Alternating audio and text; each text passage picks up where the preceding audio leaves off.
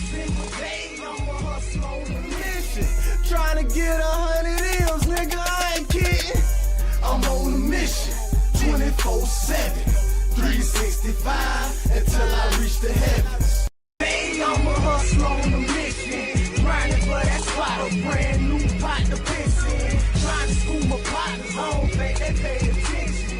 Sticking to my vision, I'ma hustle on the mission, grinding for that spot, a brand new pot to piss in. Trying to get 100 M's, nigga, I ain't kidding. I'm on a mission, 24/7, 365. My partners, I don't think they pay attention. Sticking to my vision, on the road to the riches. Every single day, I'ma hustle on the mission, trying to get 100 M's, nigga, I ain't kidding. I'm on a mission, 24/7, 365, until I reach the heavens. Mission, I'm on a mission, I'm on a mission, I'm on a mission, I'm on a mission, 365. One time my boy Captain J, you heard me, that boy that. I'm on a mission, I'm on a mission. Hustle on a mission every day. Baby, we don't sleep.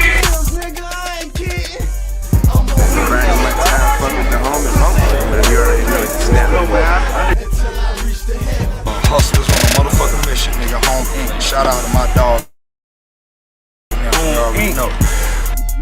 Check it, man. It's Rolls Royce Richie. I'm just another hustler on a mission every day. Feel me? What's up, y'all? It's R.N.R. and shout out to my boy Capital, H.O.M.E. Does the thing behind the camera, and I can't wait to see what his work is like.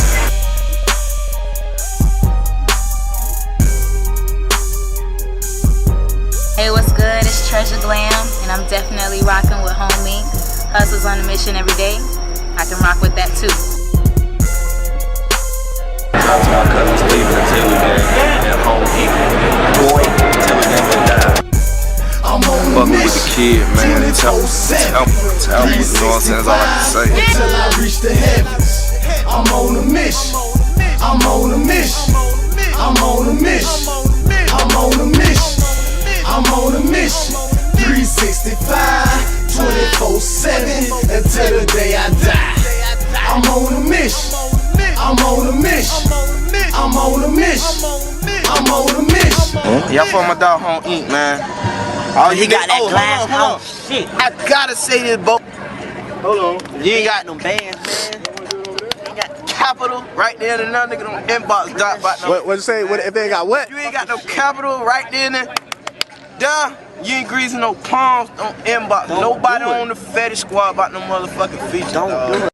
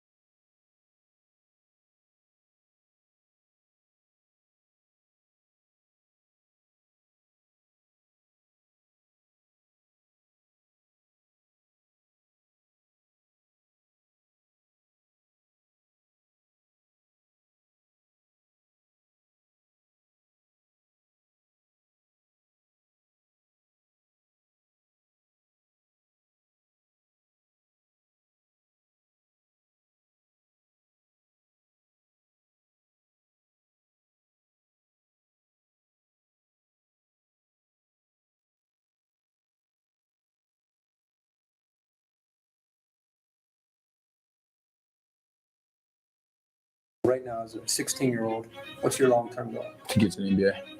Do you want to be the best? Yeah. Change with no regard for human life. The 2008-2009 NBA Most Valuable Player. For three for the win. Yes! LeBron James! I'm LeBron James from Akron, Ohio, from the inner city. I'm not even supposed to be here.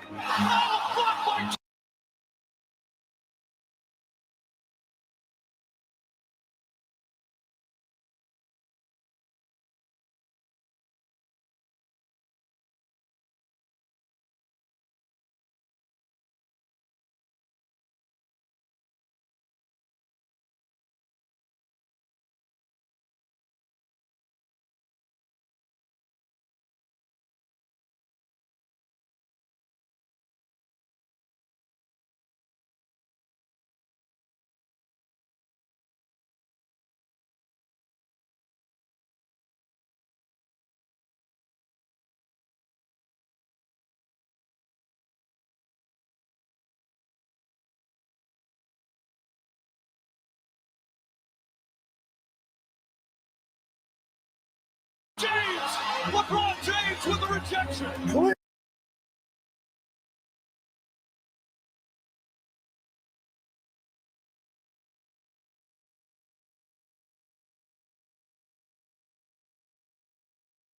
Cleveland!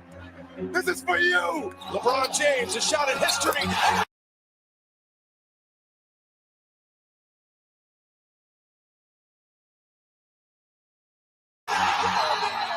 LeBron stands alone. He's the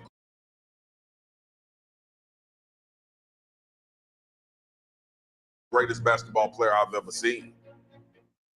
On December 30th, 1984, LeBron Ramon James was born to a single mother, Gloria James, in Akron, Ohio. 3 years later, in 1987, his love for basketball would already begin at just age 3 when his mom got him a mini basketball hoop for Christmas. She didn't know it at the time, but this would go down as one of the greatest investments ever, because the early years of LeBron's life would be a struggle. He and Gloria would go around from one friend's and family's house to another, never having a real place to stay that they could call home, never having any stability. Because of this, LeBron would miss hundreds of days of school, living an unpredictable life as a child with many hardships. But in 4th grade came a turning point for him, and it wasn't because of basketball, but football. A youth football coach by the name of Bruce Kelker would notice 9-year-old LeBron and a group of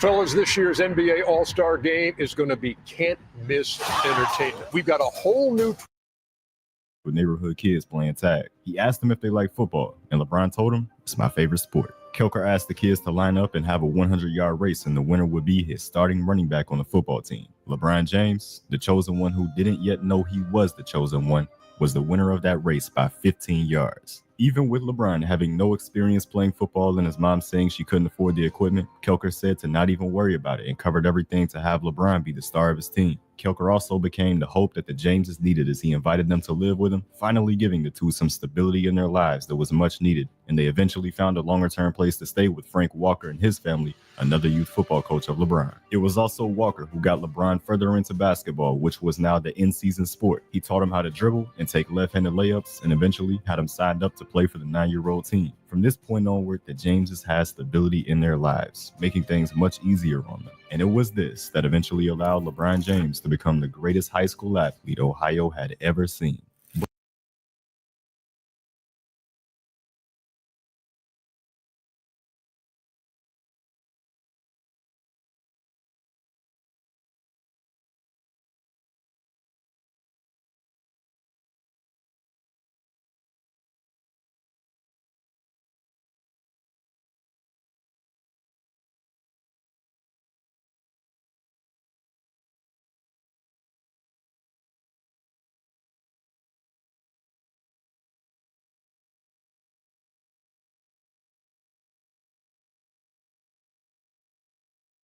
But before we see the first nationally televised game of LeBron James, I want to thank today's sponsor, Underdog Fantasy. It is the easiest way to play fantasy sports and the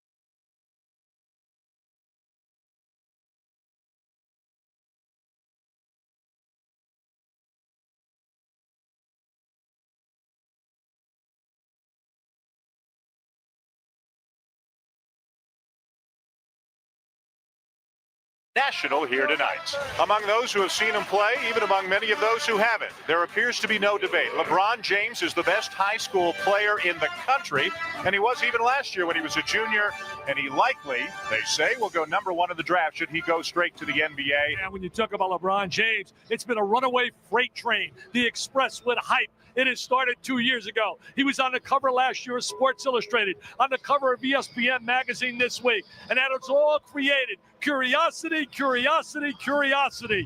Hey, he's one of those teenage phenoms that come along in their given sport and are so gifted, like a Venus Williams, a Serena Williams, a Tiger Woods, a Kobe Bryant, an Alex Rodriguez.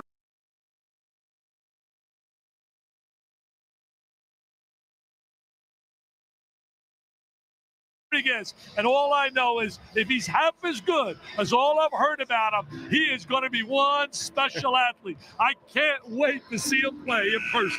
With the stage set in a nationally televised game on ESPN, LeBron James delivered a masterclass against the nation's #1 team, showing out and showing the whole country that he was the real deal, leading a 20-point blowout win with 31 points, 13 rebounds, and 6 assists.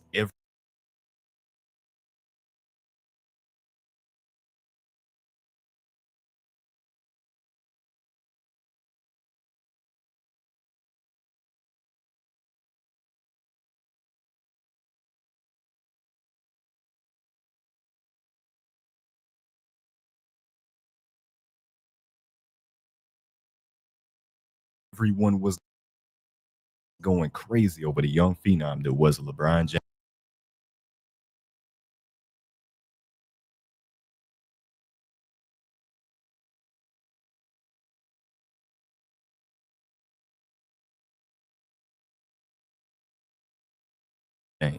How do you feel about all that? Are you serious?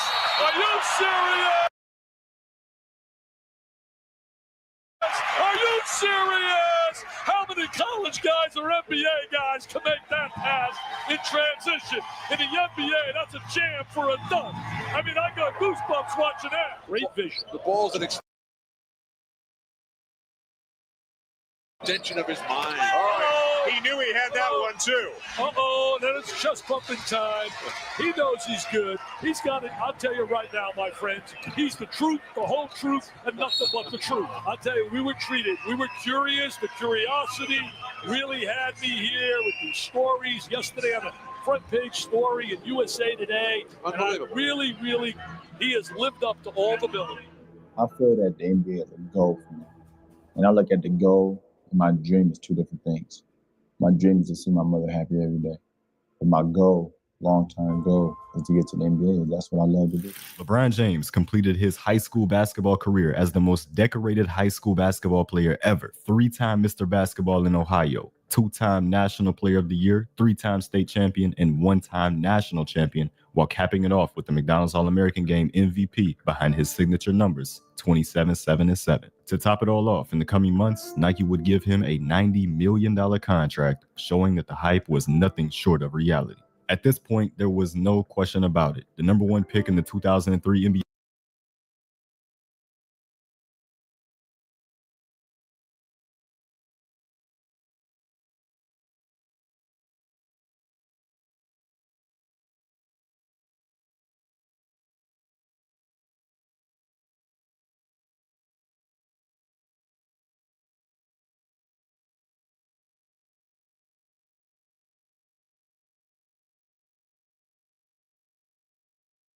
draft would be, with absolute certainty, LeBron James. But his destination, still not certain until the results of the lottery, with the local team just up the road in Cleveland having a shot.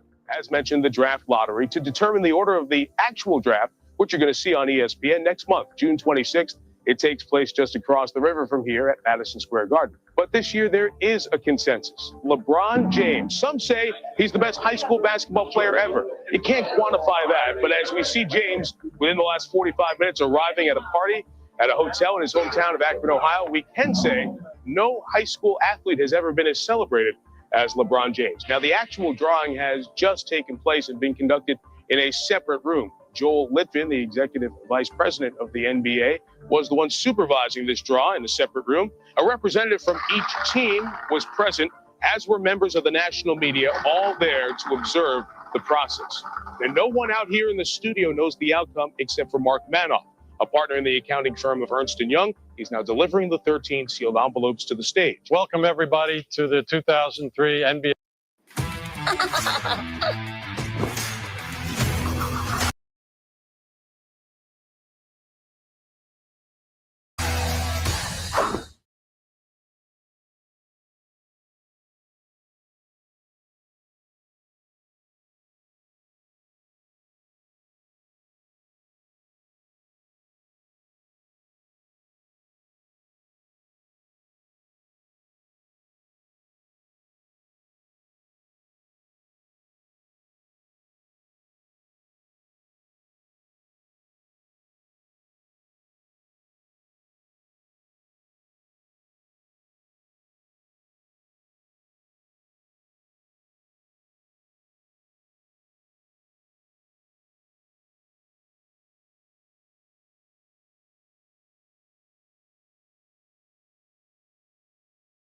To all the participants.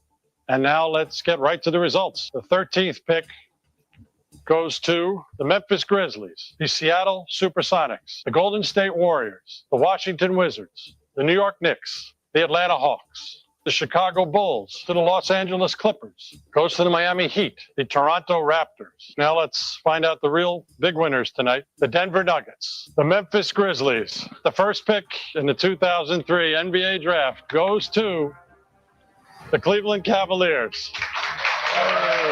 With LeBron James being from Akron, Ohio, I'm sure there has to be a lot of excitement in the organization. You know, we don't know who we're going to pick yet. I'm very excited for the fans in Cleveland. This is a great day for them and for all of that market, for Akron, Cleveland, all of Northeastern Ohio. Tremendously excited about it. A big day in Cleveland sports. There's no pressure.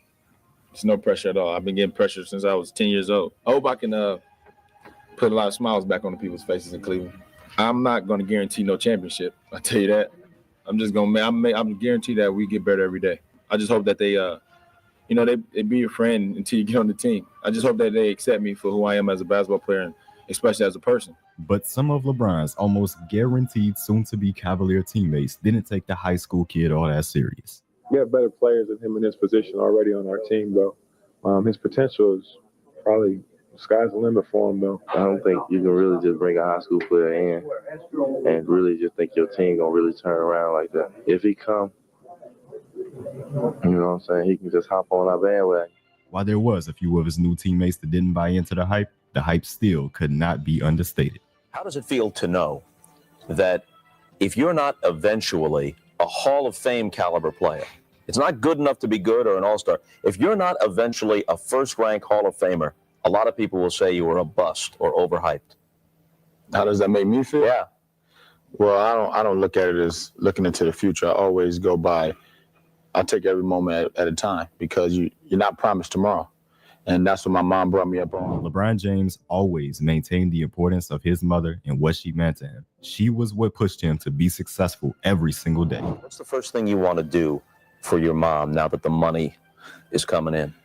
I told her I was going to buy her a house with some grass. I think that's going to be the first thing I do for her, a house with some grass and whatever she needs.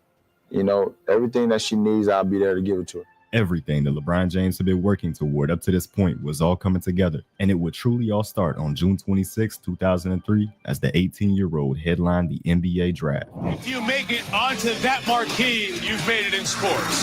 The world's most famous arena is Madison Square Garden, and the theater attached to MSG, hosting the 2003 class for the NBA draft.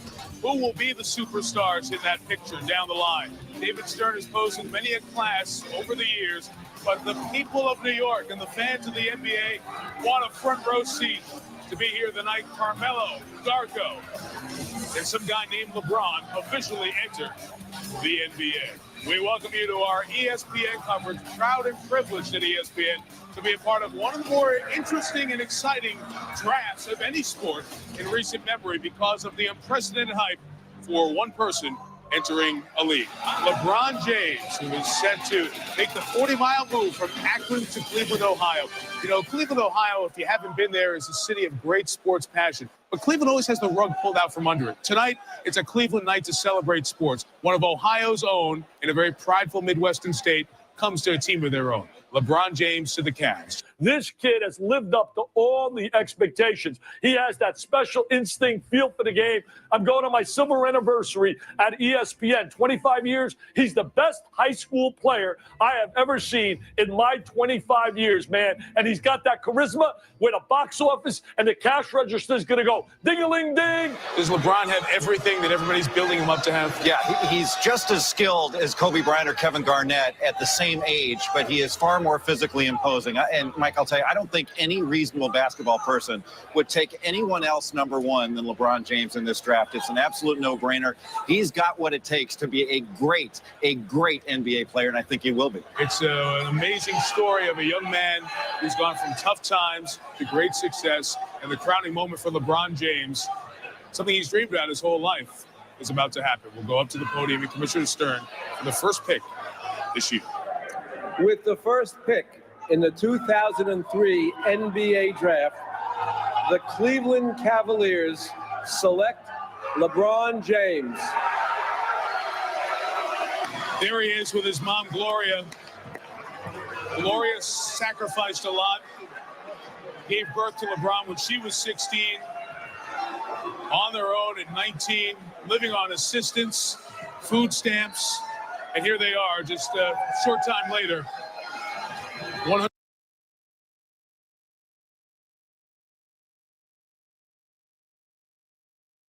million in contract, endorsements in basketball, and LeBron James makes a great American story. This was a moment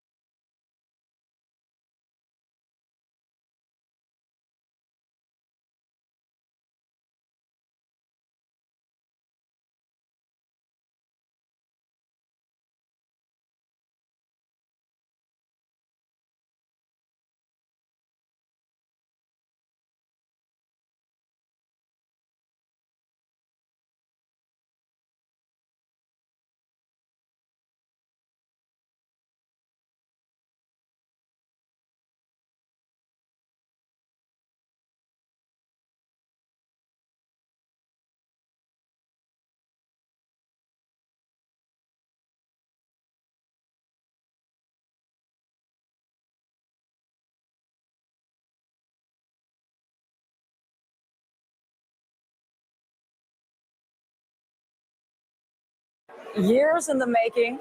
And even though you knew you were going to be the top pick in the draft, you said you weren't sure how you'd feel when David Stern actually called your name. So I have to ask you, what was the moment like? It was great. You know, this is a long time dream to finally accomplish this, and it finally shows that the hard work has finally paid off for me. You threw out to Carmelo Anthony, basically game on. Let's vie for rookie. When you're catching me, then your dog is too. And it's hard to know what's fake or true. Just raise a glass with a friend or two. You tell them more. For Rookie of the Year, let's compete. Why will you win that contest? You know, I think, I'm not sure I'm going to win the contest. I just think that I'm just going to try to get my teammates better. You know, I'm not looking for individual things. I'm all about the team. The stage was set for the rookie year.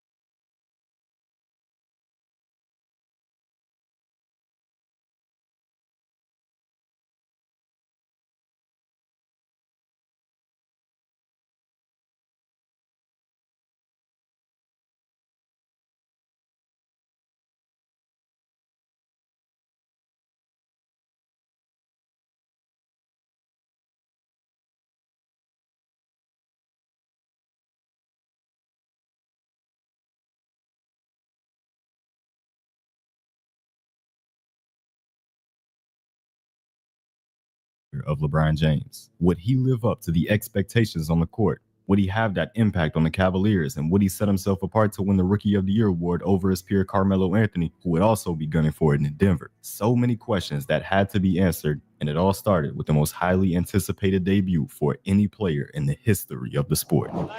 You can cut the anticipation with a knife. It's the Cleveland Cavaliers, the Sacramento Kings, here in the capital city of California. And there is the man of the hour in probably the most anticipated debut of any first-year athlete in any sport. LeBron James will put it on the floor for the first time in a regular season game tonight. I'm just glad we're getting this thing started because he had so many cameras in his face before this game. Now he's out there by himself and gets to play a little bit. He couldn't even stretch before this game without about 15 cameras around it. So the Kings with a lead. Christie with a left hand, partially blocked by Ilgauskas, and here comes LeBron.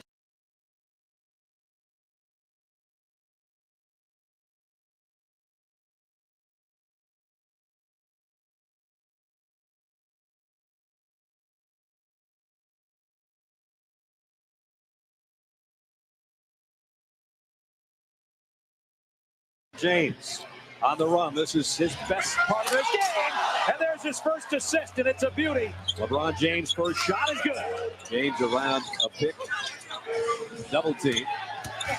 And LeBron on the baseline. 2 for 2.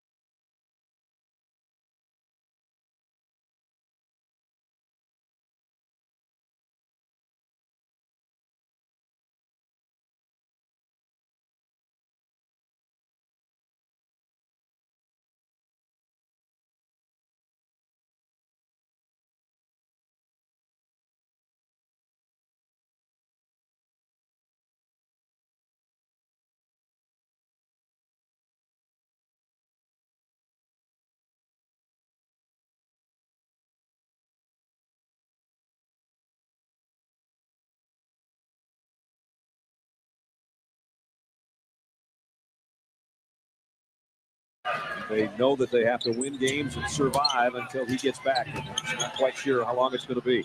Oh, way off balance over a 7-footer, and he knocked it down. James is 3 for 3. Perfect bounce pass for an easy left-handed layup. LeBron coming the other way off the glass, and he's 4 for 5. Bibby trying to dish to Divac. Body wasn't ready, and LeBron James brings it down 3-on-2. There's the dish to Boots. Here he comes the other way. There's your first James jam of his career. Whoa. He's not disappointing me, I'm telling you right now. This guy knows in the open floor he has tremendous court awareness. Here he comes again. This time he dishes to his trailer Davis. How about that? Can I stand up and light a match? There has been no disappointment in LeBron.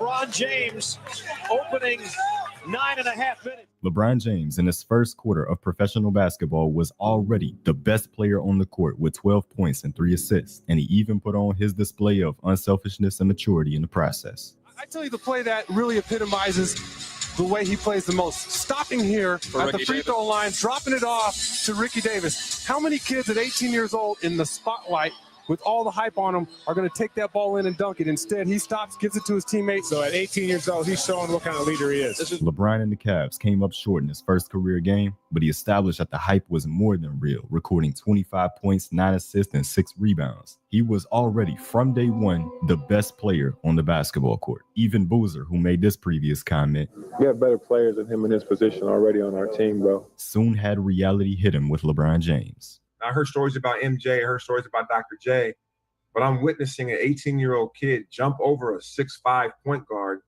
and lay the ball in, and he took off from outside the paint. And then on top of that, right away we knew that he was our best player. He passed the ball, he got by people, he wanted to draw on the defense and kick it.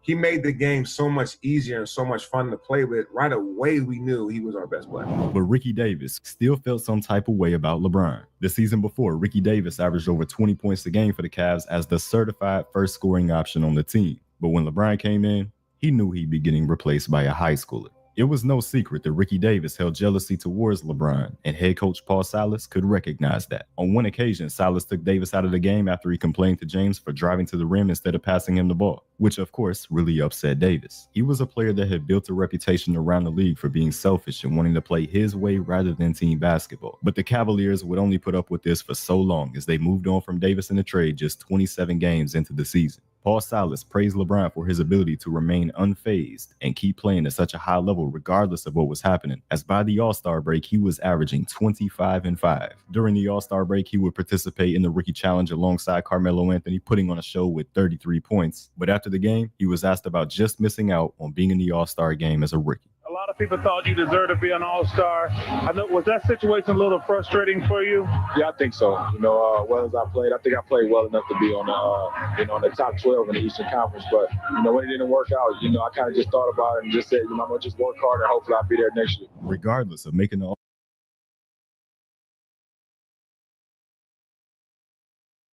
All-Star team or not, though, LeBron's impact in Cleveland from year one was already in effect. Their win total was doubled to 35 wins in the season behind LeBron's strong 25-5 season, but the Cavs also saw a 59% increase in fan attendance, all thanks to the motion of LeBron James. The Cavaliers closed an additional $12 million compared to the previous season in ticket sales. Local TV ratings increased by over 300%, and LeBron had the best-selling jersey in the entire NBA. He also capped off the season by winning Rookie of the Year over Carmelo Anthony in a tightly contested race. All of the hype, it was real.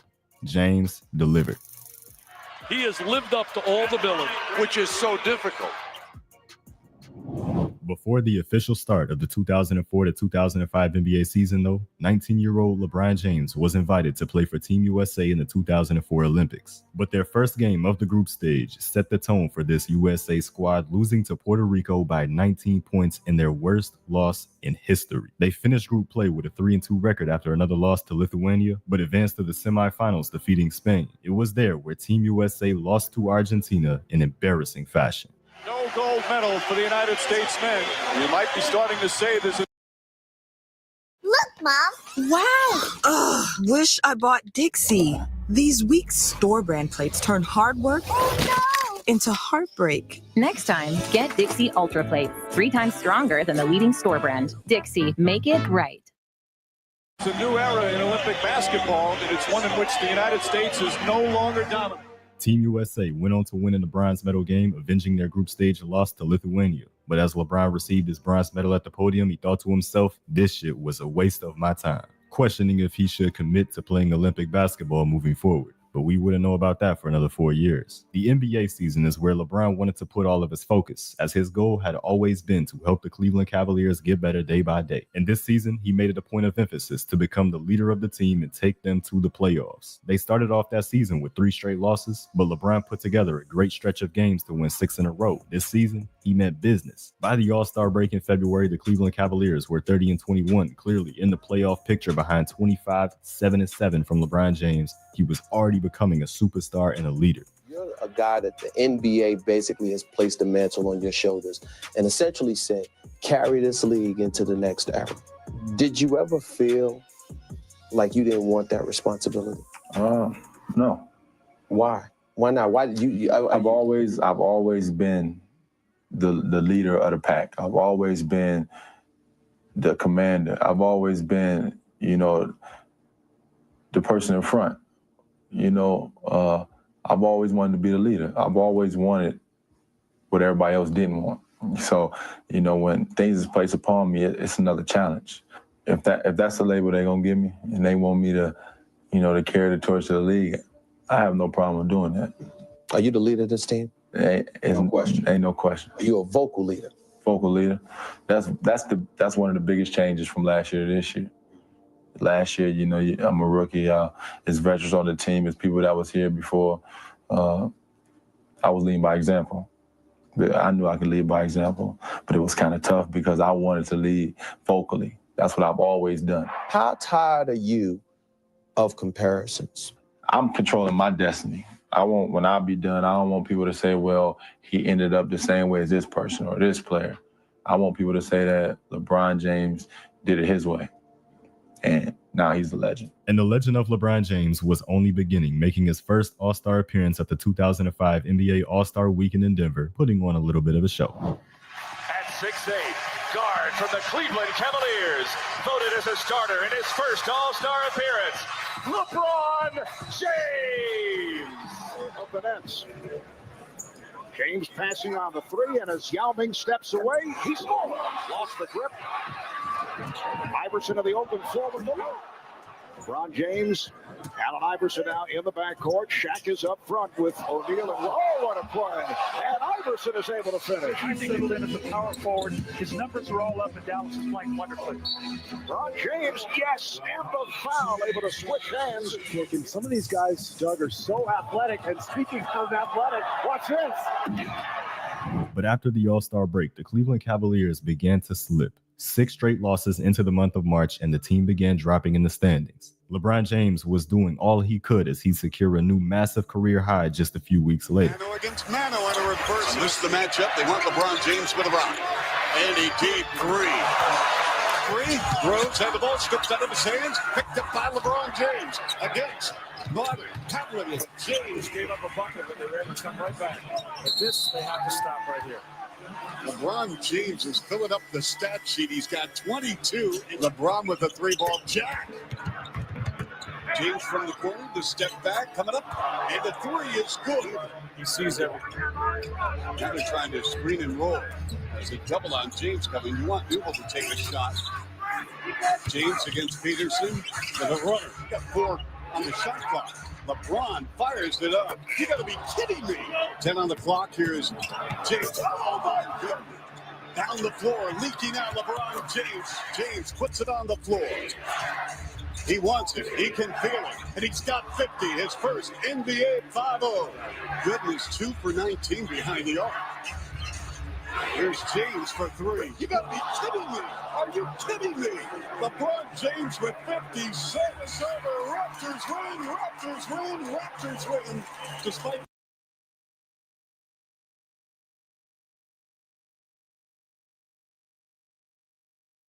the 56. Even in his first ever 50-point game with 56 points playing in every single minute of the game, it still didn't seem to be enough. LeBron finished the season with averages of 27, 7, and 7, and even made the All-NBA second team. But the 40-42 record gave the Cleveland Cavaliers the 9th seed in the Eastern Conference, just 1 game outside of the playoffs. Most of the season, you guys looked like you were definitely going to make the playoffs. Late in the season, you fell off, you didn't make it. How disappointing was that? Really disappointed. But I got to take my bumps and bruises just like everybody else, to finally get to the playoffs. And, I'm going to be here very soon. I'm controlling my destiny. I want people to say that LeBron James did it his way. LeBron James was a man on a mission in 2006. He meant that his Cleveland Cavaliers would never miss the postseason again. James led an 8-game win streak in the first month of the season that would set the tone moving forward. There were still struggles as LeBron recorded another 50-point game in a loss to Milwaukee, dropping down to 4th in the East, which meant that they were still in a good position to make the playoffs. By the All-Star break, LeBron had brought the Cavs to a 31-21 record, good for the 3rd seed in the Eastern Conference. But it was his increase in scoring this season that led to so much of Cleveland's improved success. As in 33 of the 52 games played up to that point, LeBron scored at least 30 points, enough to be the 3rd highest scorer in the league. And he was fresh off of an absolute statement of a game against the reigning champion San Antonio Spurs. All right, 5 seconds left. Opening quarter. James exploding to the bucket to rock that rim. How did he get that flush down? Oh, my Lord. LeBron James being checked by Bruce Bowen. James from the suburbs to splash that 3. Yeah. Found something in the tapes that they hadn't been doing and pointed those things out to the Cavaliers. James with power. What a fabulous move. So he said too many offensive rebounds. You can't give this Spurs team second shot opportunities. LeBron wheeling it daily. No, he didn't. No, How did yes, it he go? did. Tim Duncan and Tony Parker will sit the last part of the quarter. James came out of the attic with that jackhammer smash. James baseline hard. LeBron to the spectacular reverse. That is valuing the basketball to a premium. James with a rip away. LeBron in full flight. Flight number 23 exploded off the runway. And what cometh? What a virtuoso. A message from the Sonic Department of Research and Deliciousness. You know our Sonic Smasher, our best burger yet. Well, meet the all-new Bacon Deluxe Sonic Smasher. So performance from the megastar. 2 days later, LeBron dropped another 43-point game in a double overtime win over the Boston Celtics before All-Star Weekend, where, as usual, he put on a show. Played by Yao, and the fadeaway order, he will insert his 4 Detroit Piston players. He got one from Kobe.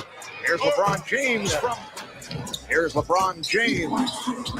LeBron James taking to the rim. It counts. Here is LeBron James for 3. And here is LeBron James again from downtown. Kobe trying to fend off LeBron. Iverson and James with the finish.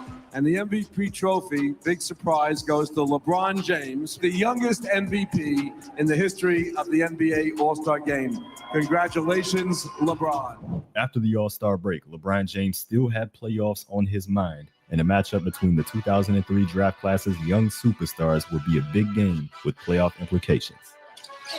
As James gets inside, scores the first bucket. Now the second and third best records in the Eastern Conference. His Wade slides across the lane. He's slim. He's ready to go now. James knocks down the 3. Hardworking people, like Wade just gets it off inside. He's shooting. James inside with the left hand. Wade. 15 points for Wade into this quarter. Gets some high percentage shots. James, that's a 2. LeBron James with 28. Wade on the pull-up. Knocks it down. That was great. And now within 2. Nice entry pass. There's that strong finish you look for, UB. Terrific, bright young stars in the NBA. On Showcase, and they have not disappointed. Dwayne Wade and LeBron James. Now, right now, you have LeBron with 31 points, 5 boards, and 3 assists. So many records he still has. Wade, nice pass. Oh, Wade has made some beautiful assists. James goes underneath. Oh, what a move. And it's a 2-point game. Wade goes in, kicks it back out. Walker for 3. Bang! Exactly right. They didn't see it though. James a 3. Won't go short. Wade comes out of the pack. Throws it ahead. Anderson back to Wade. And that will do it. The finishing touches on a terrific come from behind win for the Miami Heat.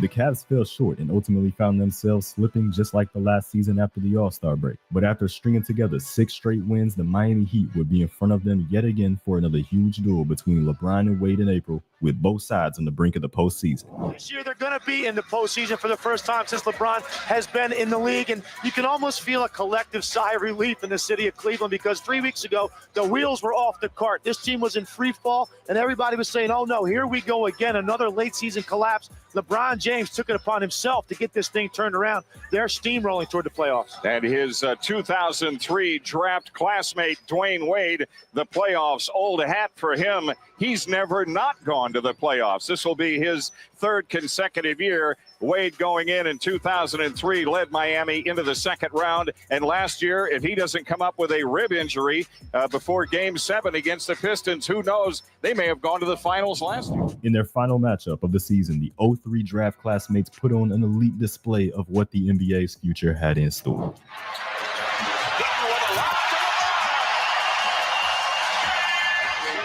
With such a size disadvantage, you're going to try to front. Oh, circus shot by Wade. Wade with 11. It was a beautiful game between basketball's brightest stars, trading buckets back and forth, giving the fans in Quicken Loans Arena a night to remember. 44 points from Wade, 47 points from James. But this time, James made the plays down the stretch to lead Cleveland to a 7-point win, declaring this team as a team to be worried about heading into the postseason. LeBron James closed out the regular season strong, leading Cleveland to their first 50-win season since 1993 behind 31-7-6 averages. A serious contender for MVP, bringing the Cavaliers to their first playoff appearance in 8 years and becoming the youngest player to ever average 30 points a game in the process. The all-time leader in youngest ever accomplished categories. Just look at them one after another with the Rookie of the Year, of course 1,000, 2,000, 3,000 all up. Youngest ever recorded triple-double, points in a single season this year, the All-Star Game MVP. It really is truly amazing the numbers that he's accomplished, and he just turned 21 this past December. But what everyone wanted to know, how would the 21-year-old superstar and MVP hopeful perform on a stage he hadn't yet played on? Brian, your very first playoff game ever. How'd you sleep last night? It's an exciting time for myself and my teammates. We've been through a lot of ups and downs and collision courses this year, but we found a way to win ball games and found a way to make it to the postseason. What's going on in that stomach right now? Some butterflies, but it's normal. I'm very excited to be a part of the postseason, man, and I waited 2 years. I'm happy I'm here. And those butterflies showed off early as LeBron James would airball his first shot. Way short an airball on his first attempt. But it didn't take long for him to get right. The tendency for a young kid would be to try and do everything he can. Nice move. That's not a bad way to work. That's his first chance of MVP. He is, without question, one of the top candidates for the most valuable player. Butler, short. And James the rebound. Now, Butler's struggling. He's 1 for 7 right now, but he's getting good looks. The quickness of the foul. Drive to the rim. Now it's Butler on James. Daniel Marshall, the veteran, takes it. Pressing a little bit here in the opening half. James slicing through. Nobody helping him. He wants to go down inside, post up, and take the event, force the double team. Puts it in. 18 points for LeBron James. Nearing chance of MVP as he heads to the locker room. LeBron had a strong first 2 quarters of playoff basketball, leading the Cavs to a 14-point lead heading into halftime. And he maintained his dominant play, finishing with 31 points, 11 rebounds, and 11 assists in an 11-point playoff debut win at home. A triple-double in his first ever playoff game, the start of something special. Washington fought back in Game 2 with the win, in which LeBron had a rough outing, shooting 7 for 25, but he made sure to respond in Game 3. Barry's on a big trip for Washington. Well, anytime he can get this kind of game. Wash it out with some saline solution, but they do anticipate it. LeBron says, I got one back for you. James this trip. And one on shoot. Snow inside. Missed it. James ending up with LeBron. And LeBron's some guys who paved the way. Here is James. LeBron. Can't double him there. Whoa, what a pass. James recorded 27 points through the first 3 quarters, but if he wanted to avoid going down 2-1, he would need to deliver in the fourth quarter. A very passionate sports city. James a triple. And Cleveland takes the lead. LeBron James squares the game at 80 with a 3. He did a 3. I want to get a 2. Roughing on James and 1. Now, right here, the left side of the floor is open for James. If you're going to go, you got to go right now. He does. Jeffrey's trying to let me got it back and put it in. Situation.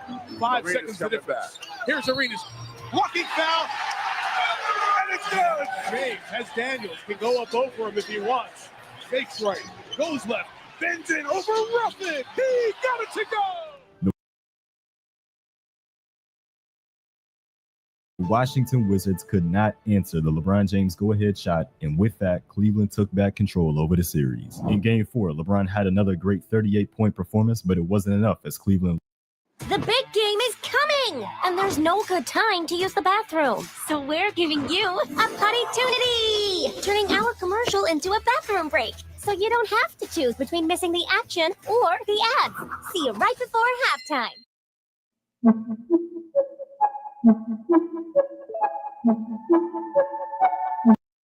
Lost by 10 points, making the series an even 2-2. But in Game 5, LeBron James showed out even more than ever. LeBron James scored 45 points on just 23 shots, none more important than the last one. Foul James. LeBron to the hoop for the win. He got it. LeBron James went baseline and got it to fall for the Cavalier win. Going into Game 6 in Washington, this was for everything, and the stars of both teams shine bright in the biggest moments.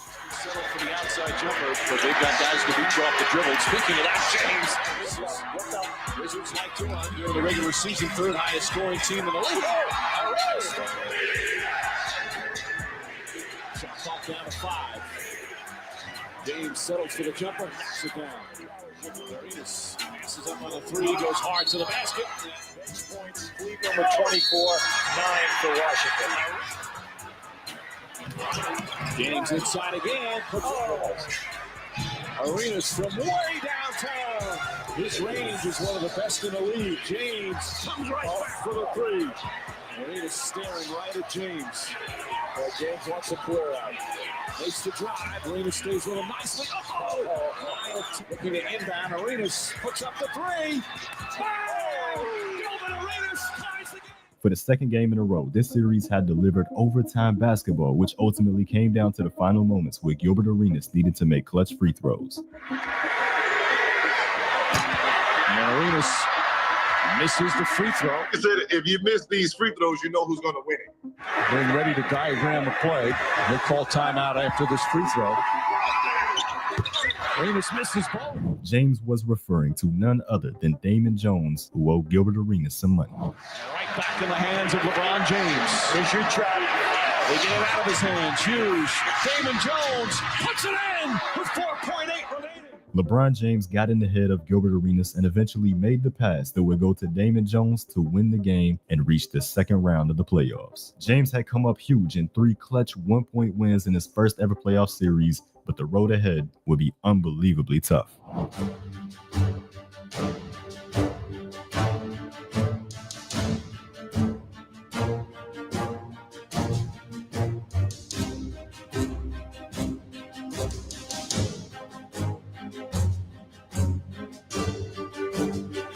The Pistons had the best record in the league in 2006 with 64 wins that season, and in Game 1, they showed their dominance with a 27-point blowout win over the Cavs, LeBron James finishing with 22 points. The first half of Game 2 was a reflection of how Game 1 went. The Cavs saw themselves going down by 20 points in the second quarter, but LeBron James stepped up big in the second half, recording 23 of his 30 points. However, it still wasn't enough to beat the Detroit Pistons as they lost the game by 6 points after fighting back from the deficit. The Cavaliers desperately needed a win in Game 6 at Quicken Loans Arena, and LeBron James delivered with a 21-point triple-double, with the majority of his work coming late in the game in the clutch to secure a win. And James would need more clutch plays to pull off a Game 4 win in a heavily defensive game. He came through in the fourth with several game-changing plays to even up the series heading back to Detroit. Behind the strongest game that LeBron had put together all series, the Cleveland Cavaliers found themselves just pulling out a pivotal Game 5 win to take control of the series, 1 win away from the Eastern Conference Finals. LeBron James dropped another 32 points in that Game 6, which would be another dogfight between these teams, but down by 2, it came down to the final seconds where Cleveland was unable to get a game-tying tap-in,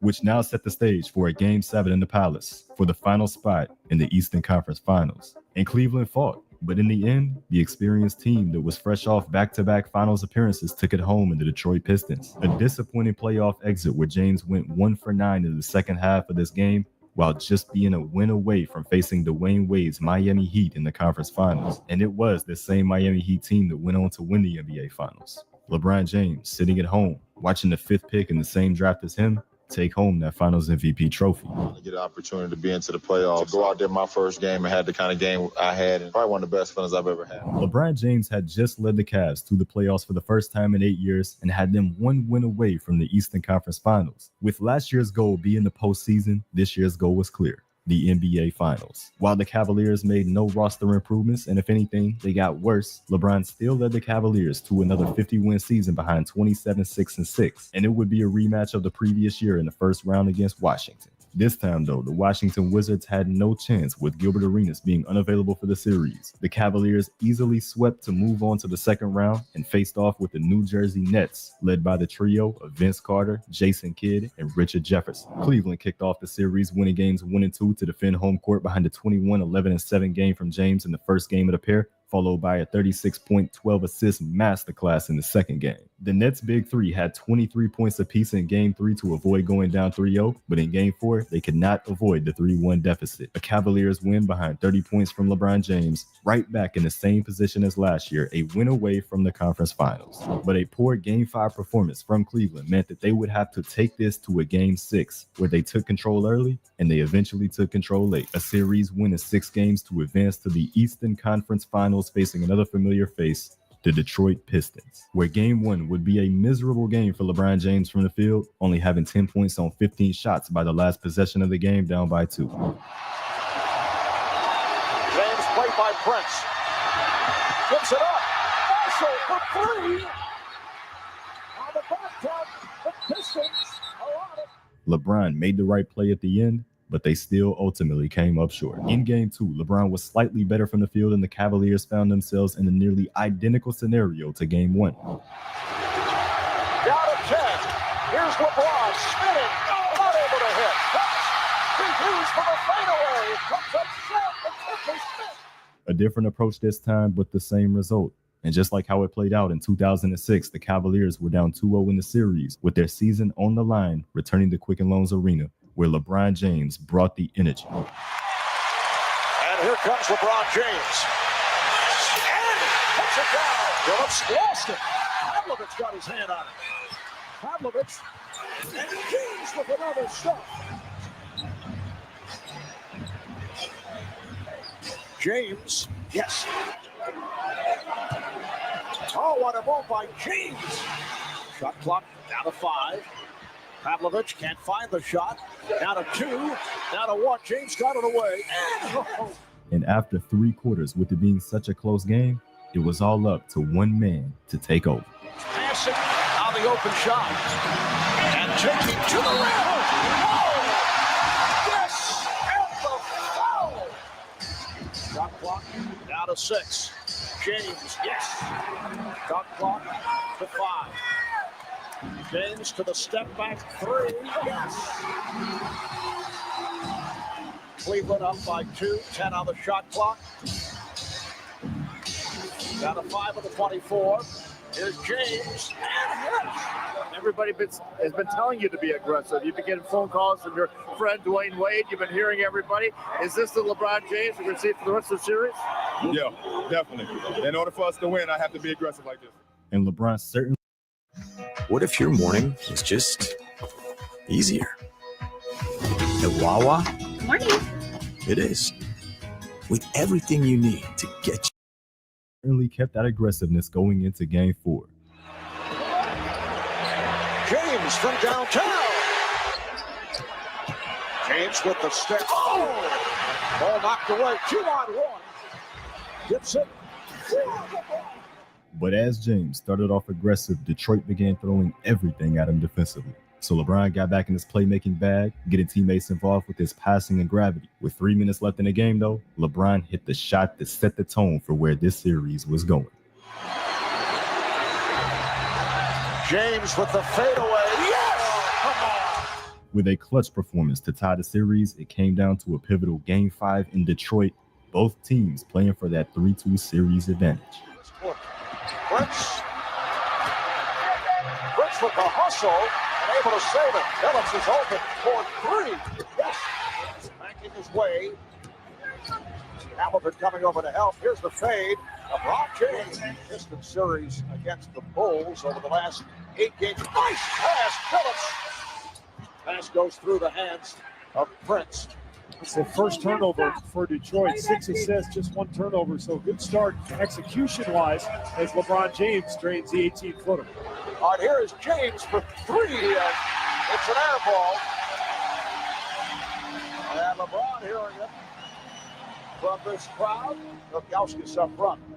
We're approaching 3 minutes to go in this first half. Here's James. Yes, and it counts. Ready to reclaim the lead. Off a beautiful lead pass from James. Wallace, Prince, and Weber up front. Here's Phillips for 3. Prince from downtown. James backing Prince. Gets inside off the spin and scores. Prince digging and stops. The reverse slam by Tayshaun Prince. Prince doing a good job on James. Off the head fake, here's LeBron. Gibson for 3, yes! 10 unanswered for the Pistons. 8 of the 10 scored by Hamilton. James to the crossover. It counts, and the foul. What a move by LeBron James. He felt he had to get size on it. Oh, LeBron James drills it from downtown to bring the Cavaliers within 1. They're down by 1. Axel defending on James. LeBron with the step and stuffs. Here's Phillips from 3. Out of 15 seconds. Down to 10. James with the step. And the game is tied at 91. Down to 2. Here's Phillips for the win. And we head to overtime. Whoa. On James. Here's Hamilton. Yes. Here's James. Off the pass for Ilgauskas. James has to fire. And scores! 6.6 to go. Here is Phillips. Moving on Snow and hit on Aricha. 4 of 7 at the line. Prince defending on James. Goes to the step back and hits. Phillips with a 3-on-2 to Hamilton. The tip by Weber. He does and scores. From 1 to 6. Goes behind the back. And the game is tied at 104. Weber backing in. And as Weber makes his move, that counts and the foul. Down to 1:20 left in the second overtime. Here's James for 3. Yes! And the game is tied at 107. And directing traffic.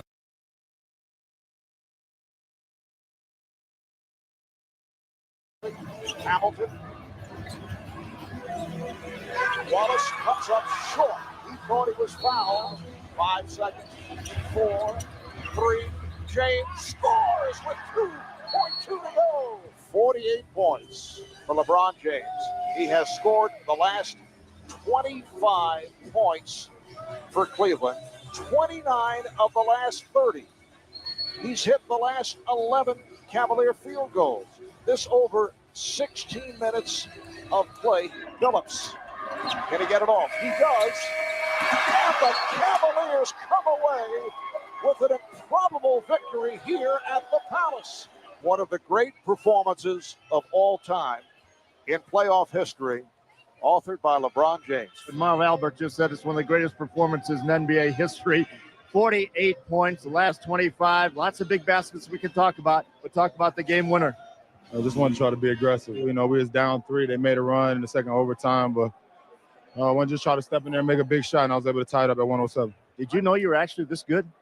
No. I'm just blessed, man. I thank God every day for giving me the athletic ability to go out there and perform like I did tonight. Last year, you're up 3-2, went home, and it slipped away.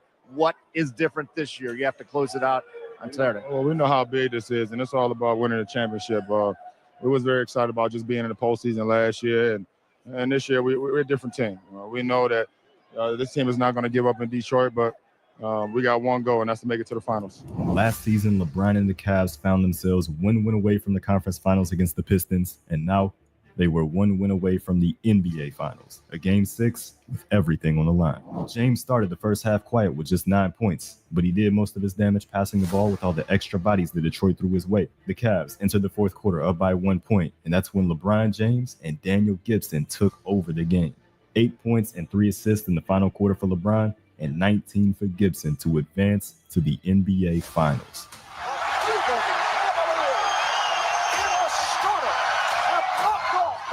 Pistons and they are headed to the NBA Finals to face the San Antonio Spurs. Well, this is an improbable run by the Cavaliers. Coming into the series, not many people who felt that the Pistons could be knocked off by the Cavaliers.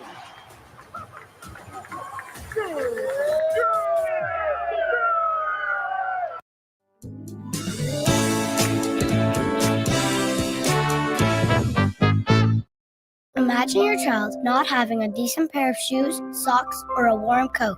Subaru. At age 22, LeBron James already accomplished what some thought would be impossible. But the Cavs' opponents, San Antonio Spurs, would be heavy favorites. A team that had won 3 championships in the last 8 years were looking for their 4th. And in Game 1, they showed they meant business, winning the game and holding James to just 14 points on 16 shot attempts. Game 2, LeBron performed much better with 25 points, but was still outmatched by the Spurs trio, who combined for 78 points. And it was a one-possession loss in Game 3 that really put the nail in the coffin, as no team has ever come back in a series from a 3-0 deficit. That would stay true after the result of Game 4, another one-possession loss for the Cavs at home, getting swept in the NBA Finals. But make no mistake about it, the league knew who was next. This is going to be your league in a little while, but I appreciate you giving us this here.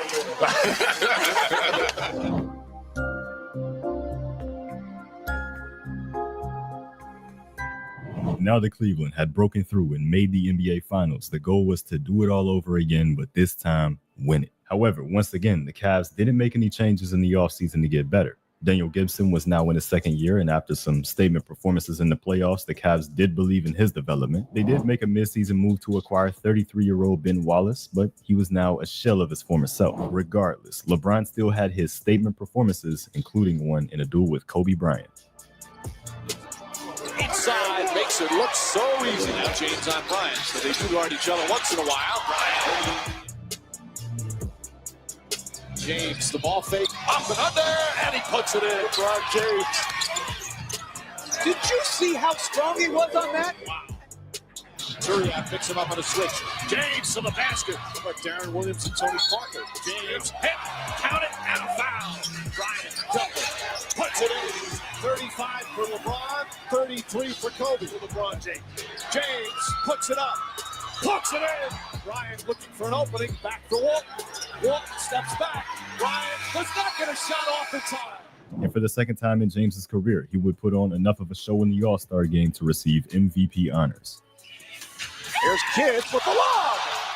And it's played by Paul. He lost it. And James flips it up and puts it down. Perhaps he will retire the three-point shot.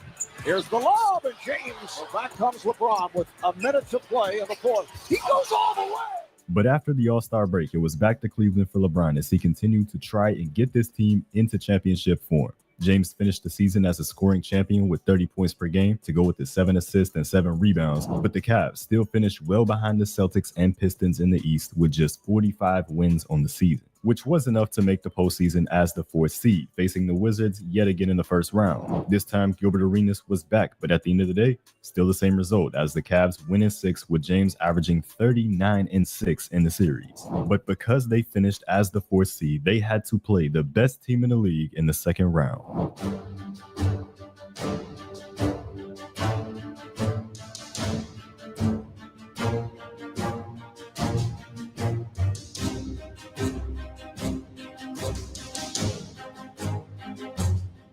In Game 1, LeBron had one of his worst playoff performances ever in a highly defensive game, shooting 2 for 18 from the field. On the other end, Paul Pierce was 2 for 14 on the game, which ended 76-72, a Celtics win. Game 2 was also a struggle for James, shooting 6 for 24 in a blowout loss, down 2-0, heading back to Cleveland where the Cavs had to pull one out to save their season. In that Game 3, James still shot poorly, but contributions across the team in this one led to a blowout win in their favor, throwing a punch right back at Boston to stay alive. Game 4 saw James getting his teammates involved heavily with 13 assists on the game and 4 of those coming in the fourth quarter to pull away and pull out another win to even up the series, heading back to Boston for Game 5. Here, LeBron finally got his game going with 35 points, but it wasn't enough to outlast the Celtics, who got a combined 75 points from Rondo, Pierce, and Garnett, swinging the series right back in their favor. In Game 6, LeBron fought a 32-point performance in front of a home crowd, with 8 of those coming in the fourth quarter to seal a win. Now a Game 7, where he could potentially take down the title favorites in the second round. James has trouble with his screens on the ball. He's such a big body, it's hard to negotiate those screens as he knocks it in. Backs them off and knocks down the jump. James, nice up and under move and able to get it to go. James gets inside. Oh, beautiful. James on the drive. Posey stays with him. Oh, pretty shot, LeBron James. A real spark. He can score points in a hurry. Speaking of that, LeBron James, as you said earlier, it's been one of the lowest scoring playoff series in NBA history. That's continuing. James to the basket. And James, as Jeff said, a very small lineup right now. James inside, count it, and a foul. Ben Wallace does not have to be defended. Perkins now is just roll him in the whole area. James drives down the other end and puts it in, and a foul. Shot clock down to 6. James, it's good. Midway through the third, James hits a 3. Despite 32 points and 5 assists through the first 3 quarters of the game, LeBron still found himself and the Cavs down by 5 points entering the fourth quarter. He would have to play inspired for a shot at the Eastern Conference Finals, and he did. James, that's a 3. It's good. James and Pierce going back and forth at each other. James will try another 3. Knocks it down. Guys are making shots. James with the steal. Here he goes. And James makes it a 1-point game. 45 points from LeBron in a Game 7. But it ultimately wasn't enough, coming up just short. Another disappointing end to a season for the Cavaliers, where clearly some things needed to change.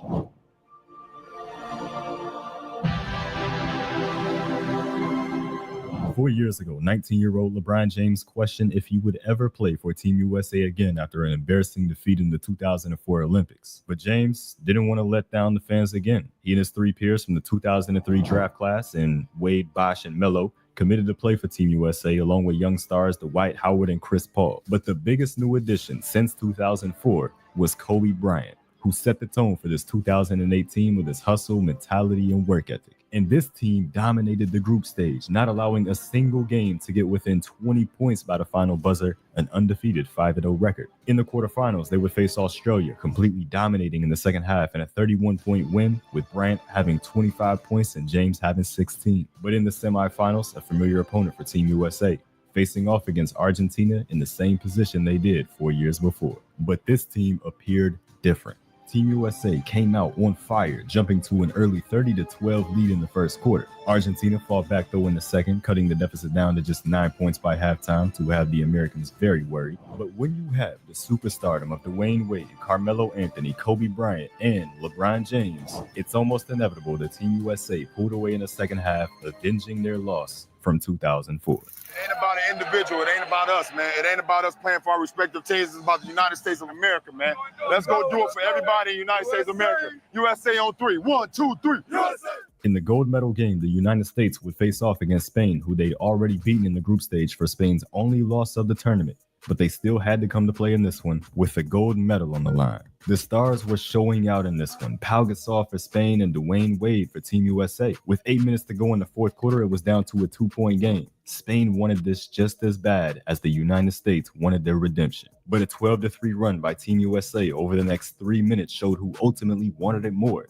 Dwayne Wade, LeBron James, and especially Kobe Bryant, all coming up big down the stretch to bring the gold medal back to the United States of America. A successful offseason in the Beijing Olympics, and luckily for James, a pretty successful offseason back in Cleveland as well, as for the first time in his Cavaliers career, the front office made a trade to get him some significant offensive help in Mo Williams. I look forward to us competing for an NBA championship this year. We want to win it. I want to win it, and I'm going to do whatever it takes to get our guys prepared to go out there and win it. Have we seen the best of LeBron James? I think we will come April. This seemed to be exactly what Cleveland was missing as they started off the season on fire, a 20-3 record in their first 23 games of the season, including an 11-game win streak that had an average margin of victory of 19 points per game. They looked like they were the best team in the league, but the Boston Celtics were 22-2 on the season. Still.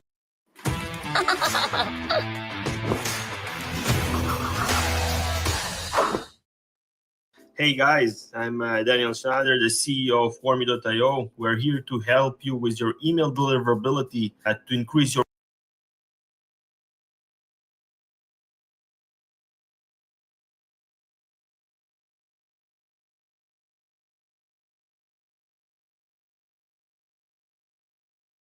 the Cavs. But in early January, the two teams would face off, and the Cavs had a chance to jump them in the standings as the #1 seed in the Eastern Conference. LeBron James versus the team that seemed to have his number. Like a Ferrari, as he goes right down Euclid, scores, and he was fouled. LeBron underhand cut. We're going to force LeBron to his left. Watch the luck.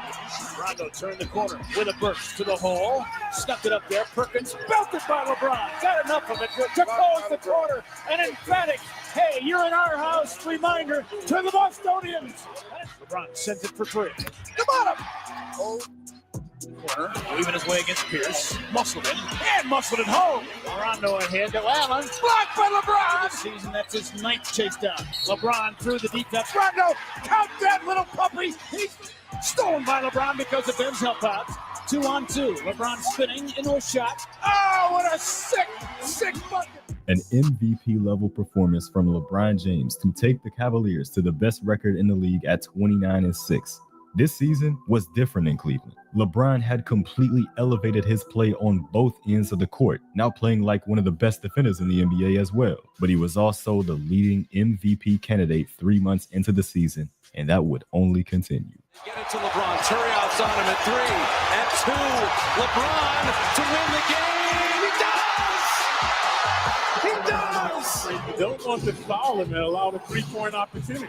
James crossover the drive, backs it in. That was 50 points for LeBron James. He checked. LeBron, it's on! He's as hot as a blowtorch. Milwaukee stunned right now by this show put on by the King. Oh, look at this. Oh! LeBron James, heat check time. He'll walk off with a double nickel, 55 points. From 26 feet away, LeBron James has now scored 51 points. With Joe stood up front with LeBron and Zeke. LeBron fires for 3. 3-0. We are tied. Not wait. Sasha Pebbles. Here comes a touchdown hit. Yes. Again, the screen from Mo. Lee fought over top. Plenty of time to shoot. LeBron sends it. Go! For 3. LeBron James knocked it down. Called by foul. There you go, winner. 97-93. The Cavaliers are 30-1 at home. LeBron James left no doubt a 65-win season with multiple statement wins and the best season of his career, the runaway favorite for the MVP award. But only time would tell if the media vote would reflect that. With the 1 seed on lock in the playoffs starting, though, it was time to see if we would see the best version of James in April, just like he said to start the season. The team with the best record in the NBA, the team with LeBron James, open up their postseason against the Detroit Pistons. Game 1 coming up shortly on ABC. Time for the tradition here at the Quicken Loans Arena that sends the crowd into a frenzy. We've been told we're witnesses. He's been called the chosen one. And he has been so special this year during the regular season. He's regarded by a host of players. Tayshaun Prince will guard him a majority of the time as James knocks down his first shot. Delonte West comes up with it. Ahead to James. Here he goes. in some playoff series. James quickly to the basket. He's had no adversity here in the first quarter. James, at the buzzer! James finished this game with 38, 8, and 7, with the result never in doubt, leading Cleveland to an 18-point Game 1 win. And the following 3 games will be a similar story, sweeping the Pistons with a double-digit win in each game. James averaging 32, 11, and 7 on the series. Up next in their way, the Atlanta Hawks. But before Game 1, LeBron would officially be celebrated for his MVP season. Congratulations to LeBron James, the 2008-2009 NBA Most Valuable Player. You 20,000 plus fans, man. You guys are unbelievable. You guys have done everything for me since I was drafted in 2003 all the way now to 2009. This is something that we dreamed about as kids, being the MVP of the NBA. I mean, he ain't gonna be the MVP of the NBA. Who you think you is? Or you grow up in Akron. You never think that something like this will happen growing up in the city of Akron. LeBron James had brought home his first major individual award of his career, with presumably many more to come.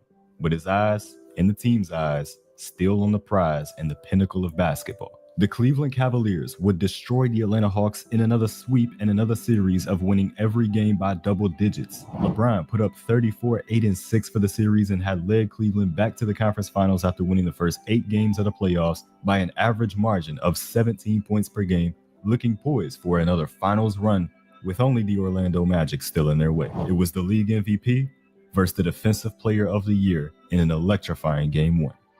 Gauskas and Varejao are up for his James for 3. Yes. Kept the line by West. 3-on-1 development. James with the shot. 30-17. Howard triple team. Rejected by James. Howard questions why no foul. James for 3. Yes. Playing the clock down. James again. LeBron started off on fire with 26 first-half points to gain control of the game, but the Magic's strong third quarter had brought them right back in it, and it all went down to the wire in the final minutes. 4-point Magic lead. Gauskas finding Varejao. Cavaliers can tie or take the lead. Now to 45 seconds to go in the fourth. West for 3. And the lead. Alston watched by Williams. Here's Lewis. Yes, the Magic back up by 1. As James to the bucket, draws the foul. The basket counts and the foul. Pops it out to Turgelow. Lewis for 3. Yes! LeBron James goes to that basket. And James puts a move on Peters, who went down. They swing it. Here's West. Not able to hit. Despite 49 points from LeBron James, the Cleveland Cavaliers would lose their first game of the playoffs after a Rashard Lewis game winner. LeBron had to.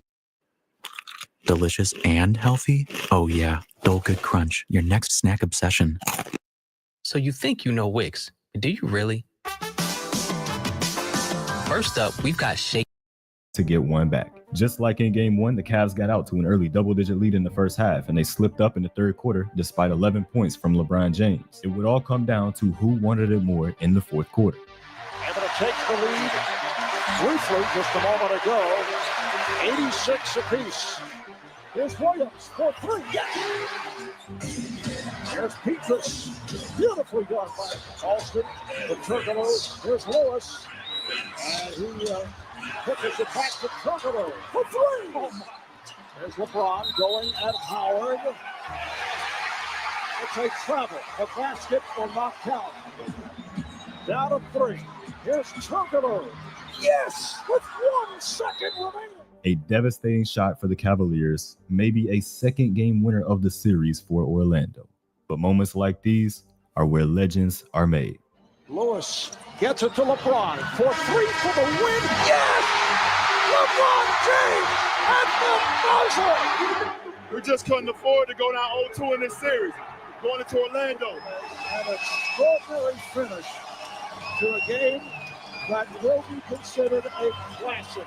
Heading into Orlando, Game 3 saw a back-and-forth first half, but just like the rest of the series, the Magic outplayed Cleveland down the stretch of the game. Despite another 40-point performance from James, it wasn't enough, and the Cavs fell down 2-1 in the series, making Game 4 a must-win. Cleveland came out ahead in the first half of that Game 4, but the third quarter woes continued, allowing the Magic right back in with the final moments once again determining the game. Gets it in. Here's Lewis turning and he shoots. Yes! With 4 and 1/10 seconds to go. Here is LeBron. Look out, he's tripped up with 0.5 of a second to go. To force overtime, it would be 2 LeBron James free throws, a moment to prove himself at the line for all who question. At the line, down to 1. And he hits it. LeBron James dominated the overtime period with 10 of the Cavs' 14 points, but ultimately still not enough. 44 points and still coming up short, now facing a 3-1 deficit. With their backs against the wall, Cleveland had to fight for their season at home, and entering the fourth, they found themselves down 1 point in Game 5. LeBron James refused to lose. James goes at Petrus. James with a nice move down by 1. Here's James. Yes! James has Alston on in the crowd, looking for LeBron to go right at him. Spins his way and scores. And here is LeBron. Yes. 2 on the 24. James to the rim. Yes! And the foul! Shot clock to 5. Step back and hits. Behind a 17-point fourth quarter from LeBron James, where he made or assisted every single made Cavalier field goal, their season was kept alive to see another day. But the Magic maintained control of Game 6 the entire way through, and the Cavaliers would fall short of their goal yet again. And now, with James's contract expiring in the next offseason, there became a new topic of discussion around his name. The team is expected to offer you a contract extension this summer. Will you sign it? No, I haven't thought about it.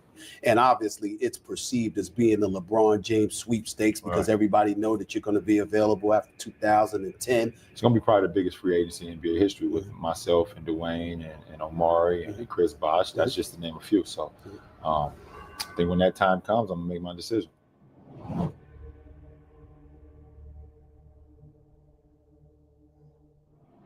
The Cleveland Cavaliers front office were well aware that if they did not provide LeBron James with better roster construction, that he would make his exit. So in that offseason, they made a move to bring in a big name before the night of the NBA draft. Back on SportsCenter with breaking news, the Cleveland Cavaliers, Phoenix Suns agreeing to a trade for Shaquille O'Neal, sending Shaq to Cleveland in exchange for Sasha Pavlovich and Ben Wallace. So let's forget about the rookies to be, who will be drafted tomorrow night, the NBA draft, and let us talk about Shaq. My motto when I heard I was being traded was get a ring for the king. I'm so excited about Shaq. Just something I haven't had in my NBA career is a dominant force in the paint. But little did LeBron James know, he still didn't have that, because 37-year-old Shaquille O'Neal was a shell of his former self. Although this didn't stop Cleveland from having another strong start to their season, where James still didn't express any certain commitments to the team. I've been thinking about it lately, and what I'm going to do, I think I'm going to change my number next year. I think no guy in the NBA should ever wear 23. What number will you wear next year? Probably 6, my Olympic number. And what uniform will you be wearing next year? We'll see. Despite all the talks of the 2010 free agency, James and the Cavs still put it all out there on the court, having a 43-11 record by the All-Star break. Around this time was also the trade deadline, where the Cavs wanted to make some improvements, and they had a few offers on the table looking to move on from Zydrunas Ilgauskas. 2 of the known packages were as followed.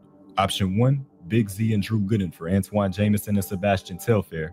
Option 2, Big Z and J.J. Hickson for Amari Stoudemire. Jamison, a 33-year-old two-time NBA All-Star, was averaging 20-9 on 45% shooting in Washington. Stoudemire, a 27-year-old five-time All-Star, was averaging 23-9 on 56% shooting in Phoenix. Stoudemire was clearly the better option of the two and would be an incredible co-star next to LeBron James, but Dan Gilbert passed on this move for the Antoine Jamison trade, as he saw J.J. Hickson as the future of the Cleveland Cavaliers if LeBron James were to leave. And with this decision to pass on a certified star, the odds of that James departure had now increased. The Cavaliers went on to close out the season in their usual winning ways, with LeBron James averaging just shy of 30 points, a career high in assists, and 7 rebounds a game to lead the Cleveland Cavaliers to a 61-win season, again securing the best record in the league for a consecutive year, and another season ending with LeBron James as the heavy MVP favorite. But the biggest threats to Cleveland, the Boston Celtics, were the 4th seed in the East, meaning these two teams would have to meet up early in the second round. Cleveland would only slip up and lose one game in the first round against the Chicago Bulls with a gentleman's sweep, and as expected, the second round matchup with Boston, but also as expected, a second MVP for LeBron James. And it's a pleasure for me as commissioner to give LeBron James the 2009-10 NBA MVP. And this is an individual award, but we have a team goal, and we all know what it is. So let's get excited for tonight's game. Thank you.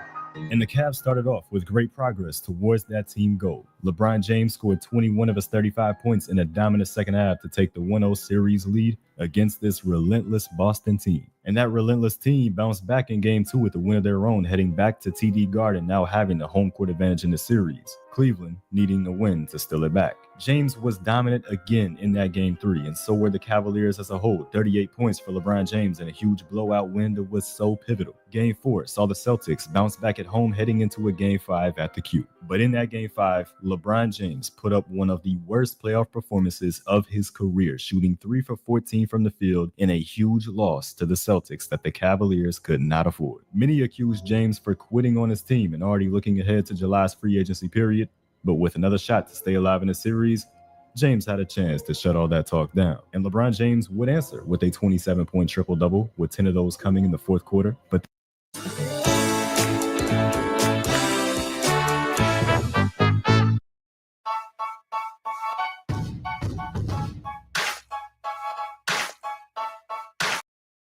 that certainly wasn't enough to bring down this Boston team. Another season ending in disappointment. Just wonder what changes will happen with the Cleveland Cavaliers. And Cleveland fans wondering if that's the last time he'll take off a Cavalier jersey. It's going to be probably the biggest free agency in NBA history, with myself and Dwayne and Omari and Chris Bosh. That's just to name a few. So I think when that time comes, I'm going to make my decision. I think he's going to stay with Cleveland. He's from the area. I don't think he's going to sell out and just bail on us now. Not everybody else biting their nails, so I guess it's time for them to stop chewing. The answer to the question everybody wants to know. LeBron, what's your decision? In this fall, man, this is very tough. In this fall, I'm going to take my talents to South Beach and join the Miami Heat. It is heartbreaking news for Cleveland. LeBron James is going with Dwayne Wade and Chris Bosh to play for the Miami Heat in what he says are hopes to win a championship. Now, I know you got a picture here on the website, Tom. You can come around here and see it. It's the picture that we saw on the air with the video of the burning LeBron jersey. And how many hits has that received? Well, it's been retweeted numerous times, which means people are putting it out there for all their friends, all their followers to see. It's up to 17,800 people have just clicked on this photo right here. All right, LeBron, Modell, traitor, coward, a few of the names that fans had for LeBron James and his decision tonight. I hope he never wins anything in Miami. He is dead to me. I'm a big LeBron fan, and this is the worst thing that could have ever happened to me. I feel like my girlfriend just left me. A new villain in the NBA was born. LeBron James went from one of the most loved players in the league to now one of the most hated with a single free agency move. And it wasn't just about leaving Cleveland. Fans from across the league despised James for stacking the deck, joining 2 other star players in the prime of their career, and doing so with a national TV announcement. After James's departure, Cavaliers owner Dan Gilbert wrote a letter to the fans of Cleveland calling James a narcissist, selfish, and a coward, also making his guarantee to the fans that the Cavaliers will win an NBA championship before LeBron does. But for James, it was all about the championships, and he knew that his newly formed Big Three would give him the best shot at multiple rings. But we also know you 3 kings came down here to win championships. Not 1, championships. Not 2. LeBron, tell us about that. Not 2, not 3, not 4, not 5, not 6, not 7. In James's debut for the Miami Heat, he would immediately have to deal with the hostile crowd in Boston. Pierce coming over to help on Bosh. Now they switch. Crowd starting in with the overrated chants here in game one. From the start of the game to the final buzzer, LeBron James was booed and heard overrated chants, and this hostility on the road would become regular, including at Madison Square Garden. James has had huge games here at the Garden. Wow. Yeah. Wow that. I think Carlos Arroyo would look at you like you were crazy if you would tell him, hey. But no environment would be more hostile for James than back in Cleveland. Of course, he made many fans in the NBA world mad, but in Cleveland, it was personal. LeBron James and the Miami Heat at Quicken Loans Arena on a night unlike any other. I'm glad we're here because I want to see it in person. You know, and Ernie, I will be honest. I've been in 2 NBA finals, and I've not seen the electricity in a regular season game ever in my life. But tonight, I just hope nothing bad happens. I don't mind booing and all that type of stuff.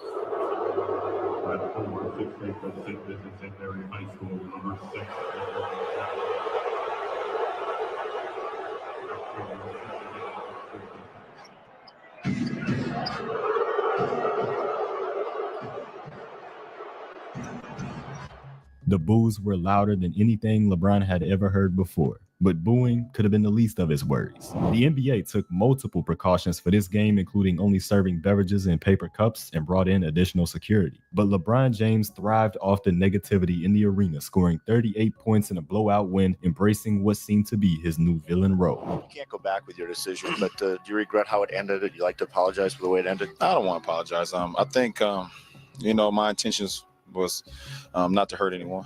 Decisions I make, I live with. In his first season with the Miami Heat, James led the team to a 58-24 record, good for the second seed in the East, behind the Chicago Bulls led by Derrick Rose, who won MVP over LeBron, becoming the youngest to ever win the award. They'd almost certainly be set to face off in the conference finals, but both teams had to get there first. The Big Three Heat, of course, won their first playoff series against Philly, closing it out in 5 games, and in the second round, they would face the hump that James could never get over in Cleveland, the Boston Celtics. James had a quiet 22-point game in the first game of the series, but now in Miami, he could win with a game like that, as he was now paired up with another one of the best players in the world in Dwayne Wade, who led the team with 38 points. Game 2 went in the opposite direction. Wade took more of a backseat, and James took over the game, putting the Celtics away in the fourth quarter with 12 points in the quarter, 35 for the game overall. Boston wasn't quitting just yet, though. A blowout win in Game 3 behind big performances from Pierce and Garnett defended home court, and they had another chance to do so to even up the series in Game 4, where they had Miami right where they wanted. They rotate a 3. But James had a quick response. He's working on Pierce. Shot clock at 4. LeBron. Big time triple.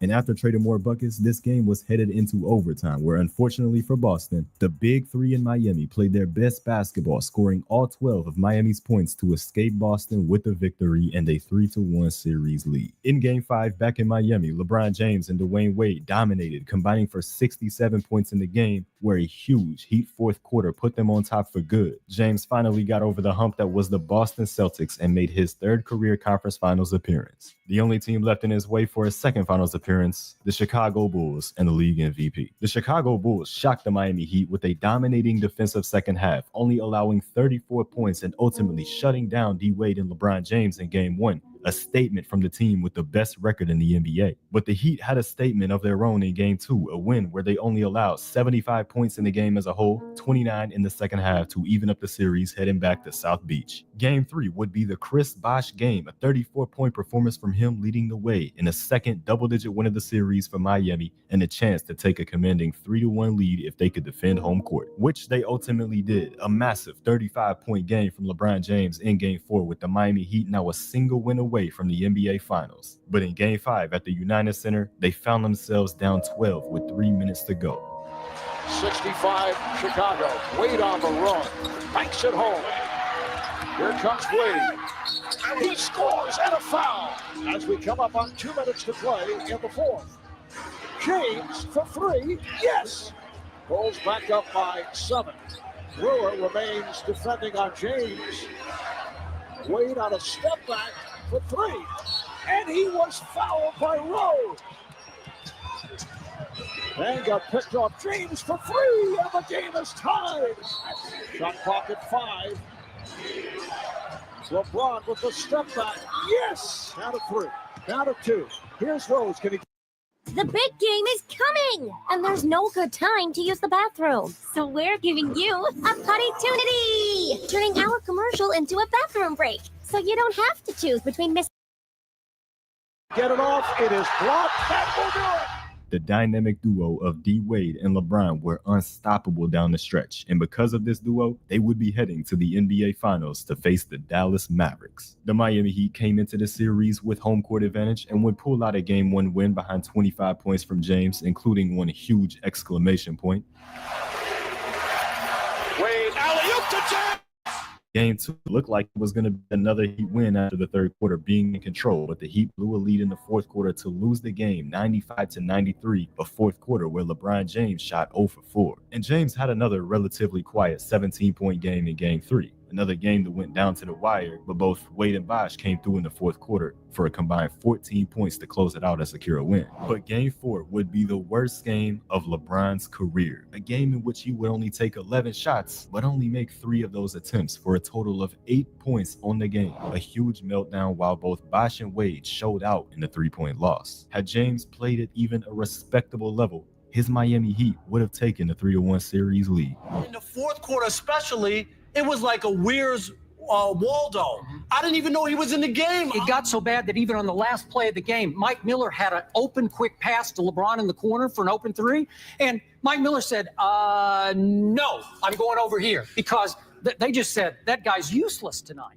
But LeBron had a chance to silence the doubt by having a statement Game 5 performance that he would not have. A 17-point performance while taking 19 shots in another terrible fourth quarter when his team needed him the most. Down 3-2 heading into Dallas. But by the third quarter of Game 6, Dallas had begun to pull away, and with just 21 points from James, Miami didn't have nearly enough to respond. The most disappointing final series by any superstar player ever, and that title belonged to LeBron James. You know, sometimes you got it, sometimes you don't.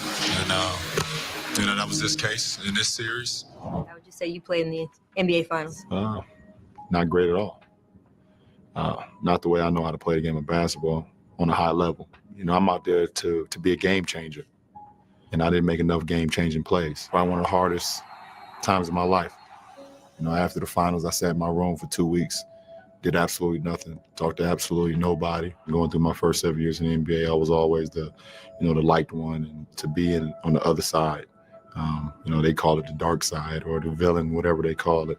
It was definitely challenging for myself. It was a situation I'd never been in before. The 2011 to 2012 NBA season would be shortened due to a lockout caused by a delayed collective bargaining agreement that would push the NBA season to start on Christmas Day of 2011, where on opening night, the Miami Heat wanted their revenge on the Dallas Mavericks. The Miami Heat dominated this game from the very start, going up by 21 points in the first half, and the lead would eventually reach 30 in the third quarter. LeBron James and Dwayne Wade clearly wanted to make a statement, combining for 63 points in the opening day win, declaring this as their season for revenge. James would average 27, 8, and 6 on the season, leading Miami to the second seed behind the Chicago Bulls once again, where James found himself being the MVP favorite over OKC's young star Kevin Durant, an award that he would win over Kevin Durant, receiving his third MVP award. In round 1 of the playoffs, James would face another star player in Carmelo Anthony, who was now on the New York Knicks. In Game 1, though, Melo was completely shut down by the Heat as he scored just 11 points and got heavily outplayed by James with 32 on just 14 shots. The Heat continued their dominant play for the rest of the series, eventually winning in 5 in a series that was never once in doubt. James opened up the next series with a 32-point, 15-rebound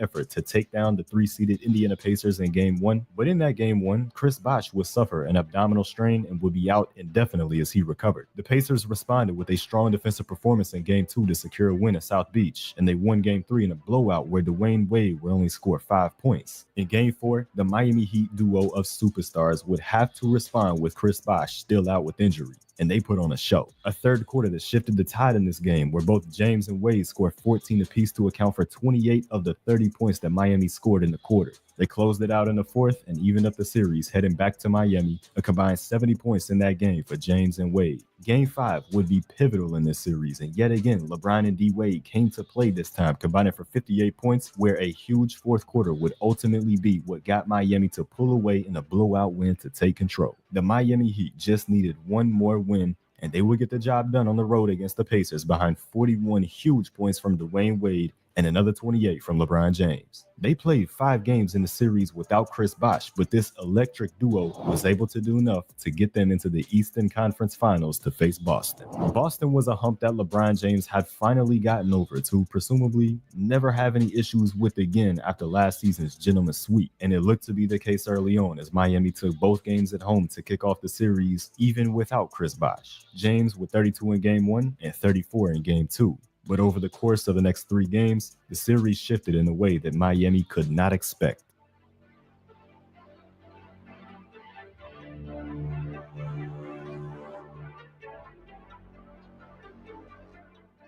If they get closed out in Game 6 or Game 7 of this series, it's time to break them up. Detonate. When LeBron James and Chris Bosh joined Miami and Dwayne Wade, they were declared champions. LeBron claimed that 8 championships would be won. But this team was beginning to learn that you don't get declared the title of NBA champion. You have to earn that. And with the future of the Miami Heat in question, their season on the line, LeBron's legacy on the line, they would have to go into TD Garden in Game 6 and make something happen. Welcome to Boston and a sold-out TD Garden. It's Game 6 of the Eastern Conference Finals between the Celtics and the Miami Heat. Boston with a 3-2 edge. James blows past Pearson, throws it down. James for 3, puts it in. James tries again and puts it in again. Bosh down low against Ray Allen, turns, jump hook won't go. James cuts flying in. Falling away, gets that to go off the glass. James jab steps on Petrus. Now the jump shot has been going in all night long. He's got 36 points, 15 of 20 from the field. James turnaround jumper, drills it. James again. This has been one impressive dominant performance. James flips it up left-handed as the Heat force a Game 7. The Eastern Conference Finals all tied at 3 games apiece. What is it like knowing that regardless of what happens with the team, the failure rests on your shoulders? New churches, real rewards. Sign up and get free chicken. For real. What is power? Is it? Well, I just go out and just do what I've been taught, and that's to play at a high level and have fun with it. And at the end of the day, I won't regret anything. If I know I played hard and I gave it my all, I won't regret anything, no matter the outcome. And, that's where I've been this whole season. He said he knew how much pain the Celtic team has given him over the years. He inflicted some pain tonight here in Boston and has forced a Game 7. With both his season and his legacy on the line, LeBron James dropped one for the ages. 45 points, forcing a Game 7, heading back to Miami for one game to decide who would make the NBA Finals out of the East. A game in which over the first half, the Celtics had control over. It would take a great performance from LeBron James in the second half to avoid a failure of a season. A job had to be done, and he knew that. James on the drive to the rim. Foul, count it, and 1. Drives to the lane. The drive. Bosh hits a 3. James looking. Drives. That shot, it's good. James fires a 3. Bang! LeBron James from well beyond the arc, and the Heat lead by 7. The Miami Heat are going back to the NBA Finals. A bit of redemption for you? Say that again? A bit of redemption for you. I just wanted to play well. This whole season, I got back to what I know I'm capable of doing, and that's having fun with this game and, just believing in myself and my teammates. So I'm happy to be in a good place. LeBron James would now move on to his 3rd finals appearance, still on the quest to win the finals for the first time. This time around, though, he'd be facing a young OKC Thunder team led by the MVP runner-up Kevin Durant and his co-star Russell Westbrook. And these two stars made a statement in Game 1 on their home court behind a 17-point fourth-quarter performance from Kevin Durant that would put this game away and secure a win. But in Game 2, the Miami Heat would respond. A 32-point performance from LeBron James to steal the home court advantage now win the series. In Miami, the Heat took control early in Game 3, and powered by 29 points from James and 25 points from Wade, this duo found themselves just a pair of wins away from an NBA championship, which would be James's first. Game 4 would all come down to the fourth. Both teams trading baskets back and forth in a close game, but it was the Heat's big three of Bron, Wade, and Bosh making the winning plays down the stretch to pull out another close one, surviving 43 points from Russell Westbrook, which now meant that all they needed was one. Welcome to the 2012 NBA Finals, the American Airlines Arena in Miami, which tonight could be the site where a champion is crowned. LeBron James and the Heat, one win away from the title they so desperately crave. Durant throws it away to Chalmers. James on the break and the finish. We're midway through the first. James drives right at Ibaka. Harden back on James. Quick spin drive right at Perkins and backs in. James kicks it out. Miller for three. Bang! Stolen by Chalmers. Back to LeBron James. Lays it in. Championship. Wade throws it to James down the lane. Layup. Banks it in. Here's Durant. Stolen again in the open floor. Wade sidestep. Westbrook. Banks it in. And a foul. With a 26-point lead late in the third, it was already clear the Miami Heat were winning the NBA championship. LeBron James finally got one. LeBron James captures that elusive title he so desperately coveted. Well, this finally put an end to all the criticism. In today's world, perhaps not, but even anybody that's ever rooted against him, and you love the game of basketball, you've got to respect and admire what LeBron James brings to the court every time he steps on the floor. When the clock hit triple zeros, what's the first thing that ran through your mind? It's about damn time. It's about damn time. This right here is the happiest day of my life. It's the happiest day of my life. Are you satisfied with this one ring? Absolutely not. I've dreamed about this opportunity and this moment for a long time. My dream has become a reality now, and it's the best feeling I ever had. The next season, the Miami Heat and LeBron James had a relatively usual start to the season, as by February, they were 29-14 on the year, the best record in the Eastern Conference, with LeBron having another MVP-level season, but not exactly the favorite to win it. But on February 3rd, a 15-point win over the Toronto Raptors would start an unbelievable Miami Heat win streak that would last for over 50 days. Rolling down, it's down to one. James again. Stolen by LeBron James and flushes it down. Chalmers. Cole. James! Cole, will he throw it to James? Alley-oop. The Miami Heat on a 27-game win streak, the second longest in NBA history behind 33 games from the Lakers in 1972. Across these 27 games, James averaged 27, 8, and 8 on high-level efficiency to go along with elite defense on the other end, surging towards another pair of back-to-back MVPs. But the streak eventually had to end, where in the next game at the United Center, the Chicago Bulls took control early, eventually leading to a huge streak-breaking win, ending it at 27.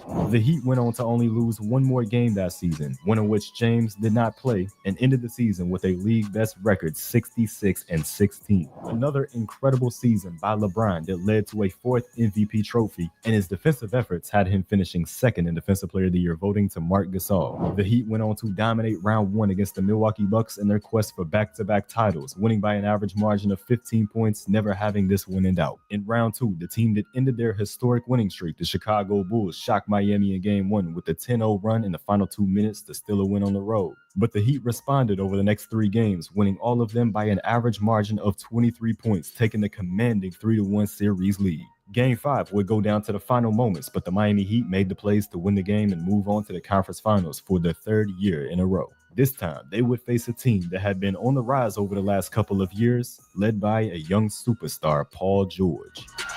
Ball's deflected away. West. George fires for the tie. Oh, got it! George and James had gone back and forth in this one, which eventually went into overtime, but after a go-ahead free throw from PG, Miami still had a shot to win the game. Battier gets it in. Here's James on the drive for the win. Another big moment late in the game for LeBron, but this Pacers team, especially Paul George, made a statement that they belonged in the conference finals. LeBron James would drop a 36-point performance in Game 2, but the Pacers continued on their statement from the last game, especially Paul George. Here comes George, got the step and scoreboard. We are seeing a superstar in the making here with Paul George. The Pacers pulled out a close win in Game 2, heading back to Indiana, but in Game 3, the Miami Heat had a perfect all-around game, which led to an 18-point blowout win, taking a 2-1 series lead. Game 4, though, was where the legend of Lance Stephenson, a new pest for LeBron, became a part of history. Lance Stephenson annoyed the Miami Heat all game and dropped 20 points in a close win where PG struggled. Game 5 back in Miami would be a huge one, with both teams having a chance to take the most pivotal game of the series. Both George and James had strong performances, but it was the 30 points from LeBron that prevailed in a low-scoring game. But PG wasn't going down that easily. Another low-scoring affair in Game 6, but it was Paul George behind 28.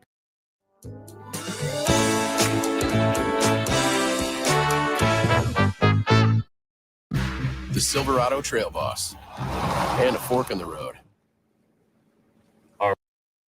8 points that would force a Game 7, a second year in a row where Miami would have to win a Game 7 in order to reach the NBA Finals. LeBron made sure that it was never in doubt. Chalmers pass number 3 on the drive. Here's Cole for the alley-oop. Chalmers using the screen. James for 3. James off the dribble over George. Yes. Cole for 3. Yes. A 32-point Game 7 performance to put the Miami Heat right back in the NBA Finals, where James found himself against another familiar opponent, the San Antonio Spurs. But this time, James had a squad of his own with him. Game 1 would be a close battle, but the 2007 Finals MVP Tony Parker reminded LeBron of old times. 7th Miami turnover. Parker with a spin move. Oh, what a pretty play. Parker pulls up, puts it in. Tony Parker. Parker with 2 to shoot. Just gets it off in time, and he banks it in. A dagger from Tony Parker sealed the Game 1 win in Miami, shocking the Big Three as LeBron finished with just 18 points. James was quiet in Game 2 again with just 17 points in this time, but the crowd was the complete opposite of quiet after this block in the fourth quarter. 4 to shoot. Parker. Oh, what a block from James! The Miami Heat pulled out a great team win over the Spurs, evening up the series with a huge second half. But in San Antonio, the Spurs threw the hardest punch of the series, winning Game 3 by 36 points. LeBron with a really poor 15-point game, and this series was beginning to look like 2011 all over again for him. The narratives were coming back, and he had to make a statement. Great block out by Dwayne Wade on Splitter. James to the basket, and the lead is cut to 2. Ginobili, beautiful pass, but deflected. Another turnover. That's 6 already for the Spurs. James goes to the basket, banks in another. That time, first jump shot of the night. He did not lead at all as James rattles in another one. 4 to shoot. Quick spin move, and again, backs in the layup. Big first half, but he has struggled in the second half of the series. 4 to shoot. James hits it. Leonard blocked by Miller. Ahead is James. Parker tries to get in front of him. Toss double up top, James. James, the 2-point jump shot. A 33-point counterpunch from LeBron James, evening up the series for Game 5. But the Spurs came out on a mission in that Game 5, a huge win where they held LeBron to 25 points, shooting 36% from the field. Once again, his legacy on the line, entering a Game 6. He has not been dominant so far in this series. What type of game does he need to have for Miami tonight? Well, by his standards, he's been rather inefficient so far offensively. But I think it starts with setting a defensive tone. Don't give up any fast break buckets. Get in the stance, guard your man. And then as we've seen, he's come through big time when it comes to the numbers that he's produced. But in the first 3 quarters, James did not live up to it. 14 points, shooting 3 for 12 from the field, and his Miami Heat down by 10 points with 12 minutes left to play. 12 minutes where he had to give it everything. What can you summon here for the Miami Heat to try and force a Game 7? Chalmers hits a three. And the Heat is at their final period of the season. James to the basket and the finish. Mike Miller has only one sneaker on. Miller, bang! He's an outstanding basketball coach. 6 to shoot. Chalmers behind to James and the flush. Right there, they switched it. Ginobili gets right up on him. James charges across the lane out to Chalmers. Chalmers in the paint. Off balance. Wild shot thrown down by LeBron James. Single coverage. James backs in. Left-handed. Back out Green. Green off the dribble. Drives inside the Duncan. Blocked by James. James on the drive. Leans in. Banks it in. Tie game. Behind an amazing fourth quarter from James, the Miami Heat had come back to take the lead, but the Spurs always fought back. Parker gets in the paint. Stops, spins, shot is good. Tony Parker. James backs in. Lost the ball. Duncan lost it, picked up, and Parker has it. Ginobili drives inside. Fouled by Allen. A costly LeBron James turnover meant 2 free throws for Ginobili, who made both a 2-possession game with only 37 seconds remaining. James looks, sees an opening. Wild pass picked up by Ginobili. And he's fouled by Allen. And now the game looked to be completely over. 2 free throws coming from the man who just made a pair, and this time he only missed one to make it a 5-point game.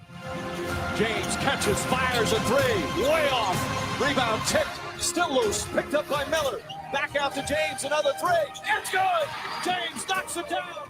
With very limited time to work with on the clock, Miami had to play the foul game where they sent Kawhi Leonard to the line, who missed the first and made the second. A 1-possession game now for Miami, a possession that they had. James catches, puts up the three. Won't go. Rebound Bosh. Back out to Allen. His three-pointer. Bang! Tie game with 5 seconds remaining. LeBron James brought his team back in the fourth, and Chris Bosh and Ray Allen made the final plays to send this game into an improbable overtime period. In overtime, the Heat and Spurs went back and forth, but it was the huge defensive plays by Miami that was still a win and forced the Game 7 in Miami for the NBA title. With his back against the wall in a series where he struggled, James had proven all the doubters wrong, but he had to do it one more time for it to really mean something. Wayne Wade, who looks energetic. James and a foul. But the ball's come to a stop a lot more. James for three. Ray Allen kicks it out. James sets three-pointer. It's good. James steps wide open for three. That's 3 3-pointers for LeBron James. Allen off the screen. James will try another three. Puts it in. Ray Allen and James. Again, look how far off they're playing. He'll try it again. It's good. LeBron James fired up right now. James pulls up, puts it in. Back pocket 5. James puts it up, knocks it down. 6 to shoot. James. It's good. Throws it back out, stolen by Chalmers. Here comes James. Drives, kicks out Battier for three. Bang! James pulls up, puts it in. 35 for LeBron James. It's back-to-back titles for the Heat. The 2013 NBA championship resides once again in Miami. LeBron, you are constantly faced with the din of noise from the outside, scrutiny and pressure.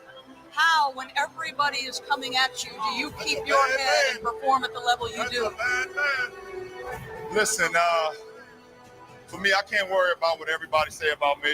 I'm LeBron James from Akron, Ohio, from the inner city. I'm not even supposed to be here. That's enough. Every night I walk into the locker room, I see a number 6 with James on the back. I'm blessed. So what everybody say about me off the court don't matter. I ain't got no worries.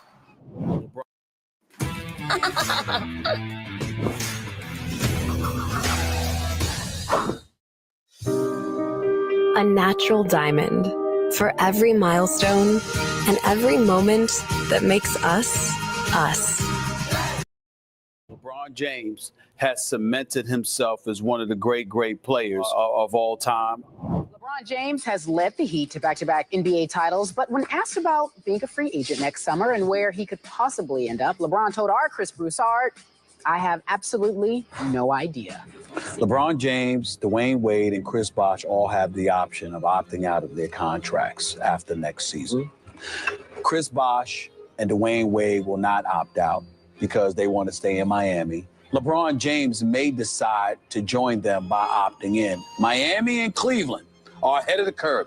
Anybody else on the map is a distant second to those two teams. In a turn of events that was completely unexpected years ago, the door was open for LeBron James to possibly return to Cleveland in the 2014 offseason. Months before, during their huge win streak, a fan in Cleveland ran onto the court up to LeBron James. To everyone's surprise, the fan didn't have any negative intent. Wearing a shirt that said, "We miss you" on the front, in 2014, come back on the backside. He said he missed me and come back, please. And I didn't have much time to say much to him because, the security got to him. But, I patted him on the head.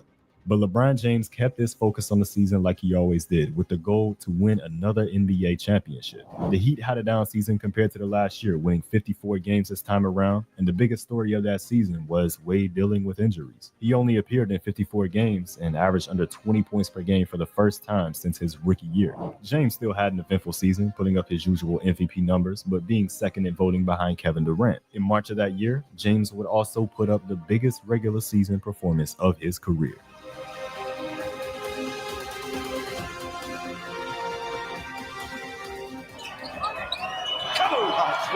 Three threes tonight. Wow. Miami on a 12-3 run. Make it 15-3. LeBron James. Why stop now? Can it look any easier for LeBron James? LeBron James, 7 of 7. Can he do it again? Yes! 8 for 8 from Kaboom Town. James off the spin. For the record, LeBron James has a Miami Heat record. The first 60-point game in Miami Heat history. Despite everything with Wade's decline, the Heat still made a push to the Eastern Conference Finals in the 2014 playoffs, getting past the Bobcats and the Nets, just losing one game along the way. But their opponent in those conference finals, the same as last year, the Indiana Pacers, led by an even better Paul George, who secured the 1 seed this year. And they started off the series with a Game 1 win, powered by 24 from George and 17 from Lance Stevenson. Stevenson had another good game with 25 in the next game, but a 16-point second half from LeBron James secured a close one for the Miami Heat. 26 points from James and 23 points from Wade was enough for a Game 3 victory in Miami, and the Heat took a commanding 3-1 series lead behind 32 points from LeBron James. Indiana would host Game 5, where LeBron James had a horrible night, shooting 2 for 10 from the field and only scoring 7 points, a career low for him in the playoffs. He was clearly bothered by Lance Stevenson. Including this flowing in the ear of LeBron James and James' reaction. He can't believe it. In Miami for Game 6, the Heat would put an end to this series. They ended the first half up by 26 points and maintained their lead the entire way through to make yet another NBA Finals appearance, where once again, it was the San Antonio Spurs. But in this series, the Miami Heat were completely outmatched. A gentleman's sweep where the Spurs picked the Heat apart, passing the ball 472 more times in the series than Miami. James still had a strong individual series, putting up 28 points per game on 57% shooting, but they didn't have enough as a team, which motivated him to make yet another decision. We went to 4 straight finals in 4 years, and that's the last thing we're thinking about is what's going on this summer. We have confirmed that James has decided to exercise his early termination option in his contract, which would make him a free agent on July 1st. Oh, Andy Schultz, this is something. In what was speculated as a move to put pressure on the Miami Heat, other teams around the league were scrambling to make their pitch to LeBron James. The Houston Rockets, Chicago Bulls, LA Lakers, LA Clippers, and many other teams, including the Cleveland Cavaliers. But LeBron James was silent. There's been no indication that this is coming. I mean, I know you feel like it's going to happen, but there's been no indication that he's made this decision. Well, LeBron has not said a word. Rich Paul has not said a word publicly. So they may genuinely be deliberating over what they're going to do.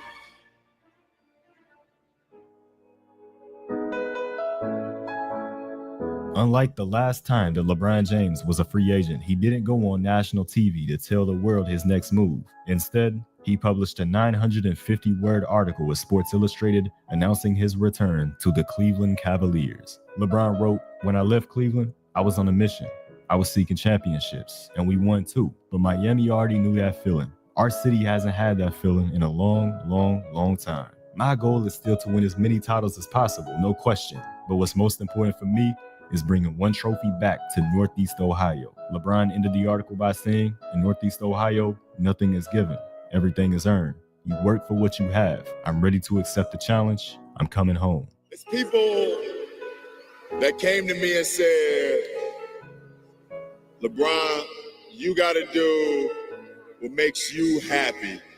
I thought about that and I was like, yeah, I think so. And then I thought about it and said, hell no. I'm going to do what makes my city and my state happy. And that's why I came back. I love you. I'm back. LeBron James was back home where it all began. He and Dan Gilbert forgave each other to come together and complete the goal, bring the first NBA championship to Cleveland. And ever since LeBron left, a lot changed in Cleveland. They only won more than 30 games once out of the 4 years where James was in Miami, but that meant a lot of draft capital. They turned first-round picks into Tristan Thompson, Deion Waiters, Anthony Bennett, and of course, the rising star, Kyrie Irving. But the Cavaliers also had the first overall pick in the 2014 NBA draft, where they would select Andrew Wiggins, who had gained the nickname Maple Jordan. After the signing of James, though, the Cleveland Cavaliers lined up a trade to send Wiggins to the Minnesota Timberwolves for a third star, Kevin Love. Cleveland had given James a roster in his first year back that was significantly better than any team that they gave. So I was dating this guy, Chris, for years. I wanted to buy a house. Chris didn't. Then I realized I don't need to be with someone to buy a house. I can do it on my own. Gave him in his first 7 years of his career, preparing for a run to win an NBA championship. St. Vincent, St. Mary High School, in Akron, Ohio, number 23, LeBron James. His second run with the Cavs started off with a 53-win season, averaging 25, 7, and 6 to secure the 2 seed, while his 22-year-old co-star Kyrie Irving put up 22 a game. To improve their roster, Cleveland made a midseason move to acquire Iman Shumpert, Timofey Mozgov, and J.R. Smith from New York. They were all in. And in the first round of the NBA playoffs, the Cleveland Cavaliers and LeBron James faced the familiar foe with not-so-familiar faces in Boston. This was an underwhelming Celtics roster that the Cavs handled in the first 3 games to take a 3-0 series lead, but in Game 4, an event that would have impact on the Cavs for the remainder of the playoffs. Free for 3. Olynyk and Love fighting for it. And it's going to be good. Love hurt. Did Love hurt himself? Yes, he did. His shoulder popped out. And right there, as Olynyk pulls on that arm, that shoulder pops out. Tough to look at. And he ran right to the locker room. Tough moment for Cleveland. The Cavs still went on to win that Game 4 and sweep the Celtics, but Kevin Love had suffered a dislocated shoulder and a torn labrum. He would need surgery, and he was out for the remainder of the postseason. In the second round, the Cavs would face the Chicago Bulls, where early on they found themselves in trouble. A Game 1 loss at home and an underwhelming 19-point performance from LeBron James. James bounced back in Game 2 with 33 points, where he also got another 21 from Kyrie Irving to tie up the series heading into Chicago, where Game 3 went down to the wire between the 2 former MVPs. Trying to challenge them with a direct one-on-one. James throws it down. You may want to back off of him to protect against those cuts. Rose drills the jumper. Rose lost it, got it back, and banks it in. 6 to shoot. James knocks it down. One-on-one with Butler. Settles for the jumper and rattles it in. It's James looking, finds Smith, fires a 3. It's good. James looking, back to Smith. Smith for 3. It's good. J.R. Smith from downtown. Looking, finds Rose. Rose trying to get open, fires away. Bang! It's over. The Bulls win at the buzzer. Derrick Rose got the best of LeBron James in Game 3 and took a 2-1 lead in the series. Game 4 was looking like it would be a similar story as the Cleveland Cavaliers were down 7 points entering the fourth quarter, but the Cavs stormed back into the game to make yet another interesting fourth quarter in Chicago. Smith tries again, and Hits again. J.R. Smith. Rose puts up a three. Puts it in. James the drive and the finish. They do not have timeouts remaining. Rose on the crossover, drives, layup, it's good. Tie game with 8.4 left. 1.5 remaining. James for the win. It's good. LeBron James at the buzzer. Stuns the Chicago Bulls, and the series is tied at 2 games apiece. Back in Cleveland for Game 5, LeBron defended home court with 38 points, including an incredibly clutch block on a shot by Derrick Rose that may have tied the game. But the Cavs needed just one more to make the conference finals, where they came together with a great team performance, blowing out the Chicago Bulls on their home floor. However, early in that game, Kyrie Irving, who was already playing through some minor lower body injuries, aggravated his leg and exited the game in the second quarter. Both of LeBron's co-stars now with injury concerns heading into the Eastern Conference Finals against the 60-win Atlanta Hawks, who had 4 players selected to the All-Star team. But Irving was still playing Game 1 despite the concerns. James recorded 31 points in Game 1 to still win on the road in Atlanta, but heading into Game 2, it was announced that Kyrie Irving would not play as he dealt with some serious knee discomfort. Now LeBron found himself almost all alone. No co-star available, but he still went on to dominate the game, 30 points in a win, taking a 2-0 series lead to Cleveland. Still without Irving in Game 3, LeBron dropped a monster triple-double in regulation, but the game would head into overtime where Cleveland found themselves down with under a minute to go. James on a fade. Rebound, Thompson back to LeBron. Fakes the three, then shoots it in. He stays back and let LeBron come through. And here comes James. And he goes looking for a three. Here it is. Not able to hit. Comes the no side, gets it back to the corner. This for the tie.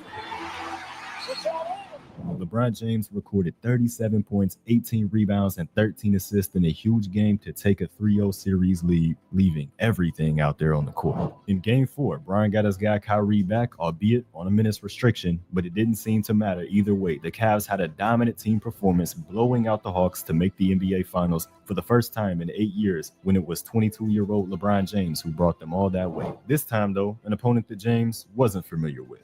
A 67-win Golden State Warriors team led by the MVP Steph Curry. But with Kyrie Irving back in the picture, the Cavaliers were confident, even without Kevin Love. The first half ended with the Cavs up by 3 points behind 19 from LeBron James in a great first 2 quarters of play, but the MVP Steph Curry had 14 points of his own. The second half was a tight contest where James scored 23, but the Warriors' great ball movement offensively kept them in it to force overtime here in Game 1. But as the Cavs went down 4 in the first 2.5 minutes of OT, the scoreboard became the least of their concerns. Irving falls down, hangs on, gets it to J.R. Smith. Can't hit the three, and Kyrie Irving is hurt, limping up the floor. Kyrie Irving, who had fought through injuries all playoffs, has suffered a broken kneecap that would almost certainly take him out of the series. Cleveland went on to lose Game 1 in overtime, down 1-0 with their 2 All-Stars to complement LeBron James, both out of it. LeBron would have to fight for anything in this series, and he certainly fought in Game 2 with 36 points in regulation and a triple-double, sending the series into another overtime period where this time Cleveland would close it out, evening up the series to head back to Cleveland with home court advantage, without Irving and Love needing any advantage that they could get. In a highly defensive first half, the Cavs came out to a 44-37 lead, but the second half would see a lot more points, especially from LeBron James scoring 27 points in the half, with 14 of those coming in the fourth quarter to hold off a Warriors fourth quarter surge. Somehow he had led the Cleveland Cavaliers to a 2-1 series lead without Kyrie Irving, but the Warriors held James to a quiet 20-point game with incredible defense and a 20-point win in Game 4, regaining the home court advantage in the series back at Oracle. James bounced back with a huge 40-point triple-double in Game 5, but it simply wasn't enough to knock off these Warriors, losing by 13 points. With their backs against the wall, James had a strong 15-point first half in Game 6 at home, only finding the Cavs down 2 by the end of the second. But a Warriors third-quarter run would put this game out of reach for the undermanned Cavaliers. 32 points and an assist shy of a triple-double for James, but another NBA Finals loss, watching another team lift up the trophy. I didn't win a championship, but I've done a lot of good things, in this first year back, and hopefully I can continue it. Was there ever a point in this finals that you doubted whether you'd be able to pull this off? Yeah, when it was over. The main thing is still the main thing, and that's to win a championship. And if you prepare for it, if you visualize it every single day, both on and off the floor, and it'll put your mind in the right frame to when you go out and you prepare yourself. You've done it for so long, then it's going to give you the best possible chance.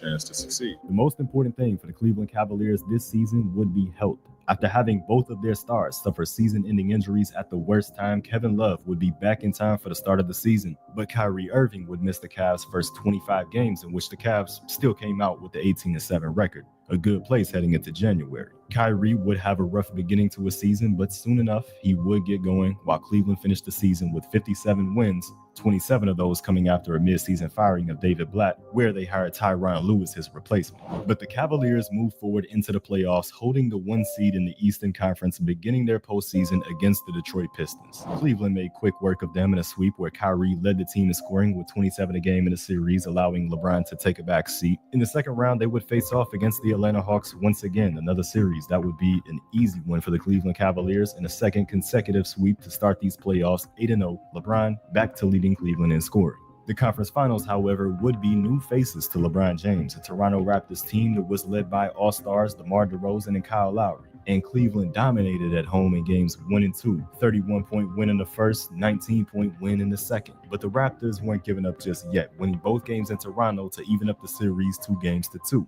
But Cleveland dominated Game 5 and dominated Game 6, proving to be too much for the Raptors with a healthy trio of James, Irving, and Love. Another trip to the NBA Finals against the Golden State Warriors yet again, who somehow got even better. It's official, number 73. The greatest regular season in NBA history now belongs to the 2016 Golden State Warriors. He is the first unanimous selection in the entire history of the NBA. He is your 2016 Kia Most Valuable Player.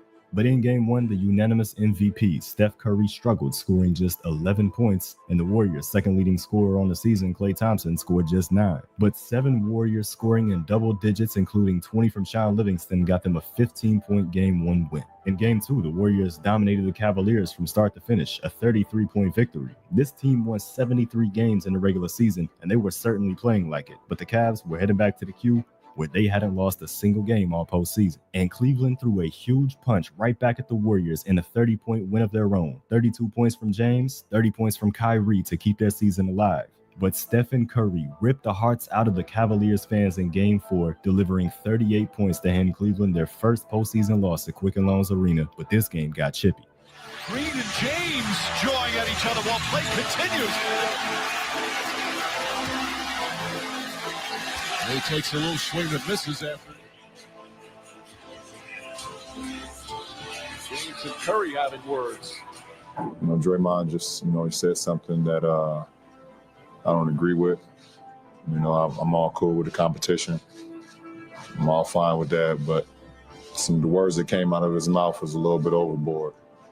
And being a guy with pride, a guy with 3 kids and a family and things of that nature, just some things just go overboard, and that's where he took it. So, guys talk trash in this league all the time. I'm just kind of shocked. Some guys take it so personal. I guess his feelings just got hurt. What did you say, Klay said? Klay said, I guess he just got his feelings. Oh, my goodness. It's so hard to take the high road. I've been doing it for 13 years. It's so hard to continue to do it, and I'm going to do it again.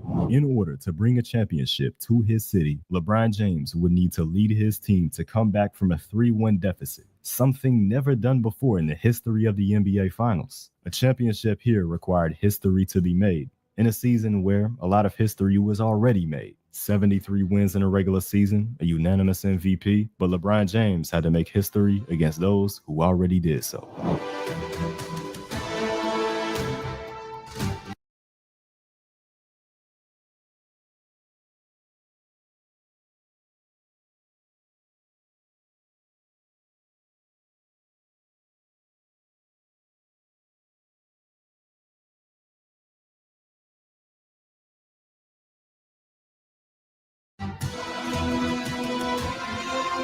Grayson sees an opening and throws it down. Wow!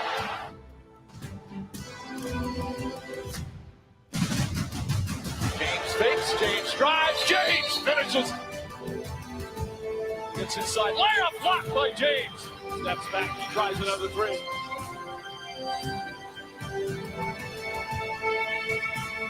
As Cleveland forces a game 6.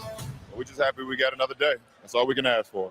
We got another day to survive. Fakes, drives, James on the throw down. Curry for 3, that's good.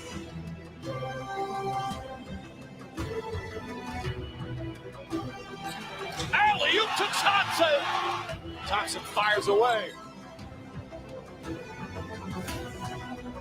Again, Klay Thompson.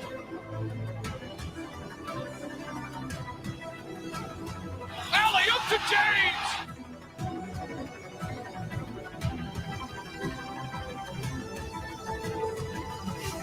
James finishing touches on a magnificent performance.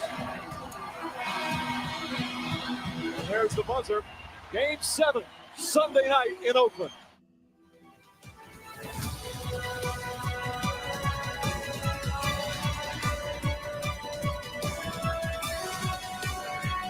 Pass right through the hands of Curry. James. Kyrie Irving. Curry crossover three-pointer. Iguodala to Curry, back to Iguodala, up for the layup. Oh, blocked by James. Irving and Curry, one-on-one. Irving puts it up.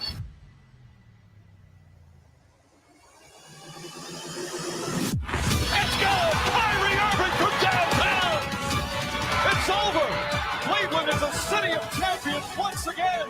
And the emotions for LeBron James, who delivers on his promise to come home and bring a championship to his beloved hometown. As soon as that buzzer sounded, your emotions let loose. Can you describe what you're feeling right now? I set out a goal 2 years when I came back to bring a championship to the city. I gave everything that I had. I poured my heart, my blood, my sweat, my tears to this game, and against all odds, I don't know why we want to take the hardest road. I don't know why the man above gives me the hardest road, but it's nothing the man above don't put you in situations that you can't handle. And I just kept that same positive attitude, like instead of saying why me, they're saying this is what he want me to do. And Cleveland, this is for you. LeBron, you won 2 titles in Miami, and I know they meant the world to you. Why does this one feel different? I'm home. Let's be able to end this drought. Our fans deserve it. They deserve it, and it was for them. After delivering on his promise to Cleveland, LeBron wanted nothing more but to do it again. And of course, that was the goal. But in the offseason came a move that would completely shift the landscape of the NBA. Where should Durant play next season? Oklahoma City, without a doubt. And LeBron gave him the perfect reason why.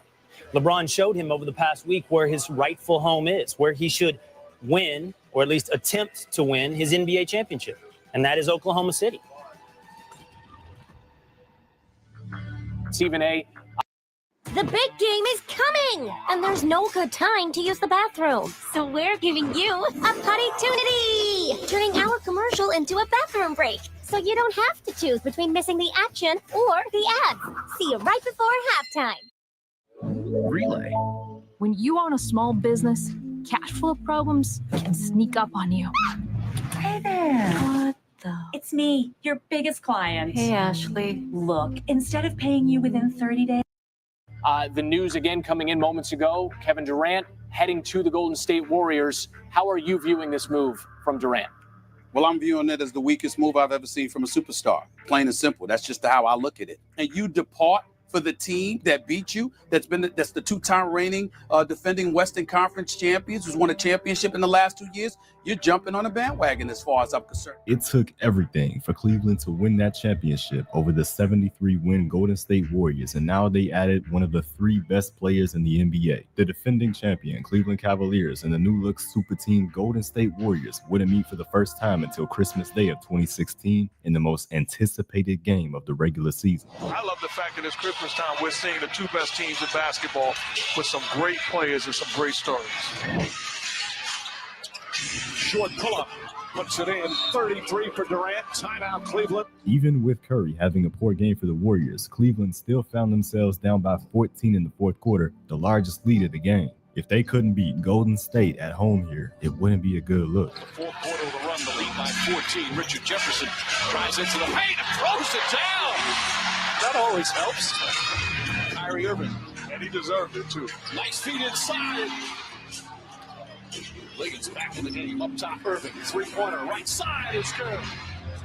Irving, the crossover, and the bank. I don't think they think that way. Irving, cans of 3, Kyrie Irving. 6 to shoot, James powers in, kicks it out, corner 3, Shumpert, that's good. And it's Klay Thompson, finds Jefferson, inside, it's out. He throws it down between these 2 NBA champions. Nice pass, Irving to James.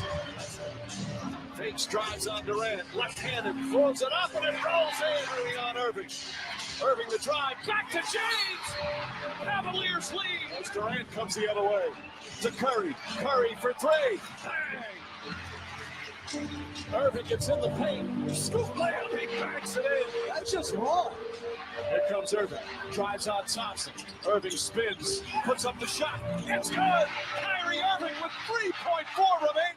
The Cavaliers had a clutch fourth quarter performance, winning in a stunning battle between the last 2 NBA champions in a game that certainly had to be the NBA Finals preview. These 2 teams met again in January, but at Oracle Arena, the Warriors destroyed Cleveland. A 20-5 run to end the final 5 minutes of the first half had already demoralized the Cavaliers, with Golden State showing what they were capable of. Cleveland finished their season as the number 2 seed in the East with 51 wins on the year, while Golden State cruised to the first seed with a 67-15 record. Everyone fully expected these 2 teams to end up facing each other in the NBA Finals. And that is exactly what happened. The Warriors didn't lose a single game on their way to the NBA Finals, sweeping the Blazers, Jazz, and the Spurs. But the Cavs were also dominant in their run to the finals, sweeping Indiana, Toronto, and beating the Boston Celtics in 5 games. James averaged over 32 points per game on this road to the finals, only scoring under 30 points in 2 of 13 games. But LeBron and the Cavs knew the challenge ahead, a team that hadn't lost a single postseason game up to this point. In Game 1, the Cavaliers did a good job staying in it for the first half, but the Golden State Warriors had their signature third quarter to blow this game out, winning by 22 points, a Game 1 statement by the Golden State Warriors. Game 2 was the same story, as the Warriors owned the third quarter of the game, which ultimately led them to a 19-point blowout win, taking the 2-0 series lead before heading off to Cleveland, where in Game 3, it was a different story. The script was flipped on the Warriors, with the Cavaliers having a huge third quarter behind 16 points from Kyrie Irving. Cleveland found themselves in a winnable game here,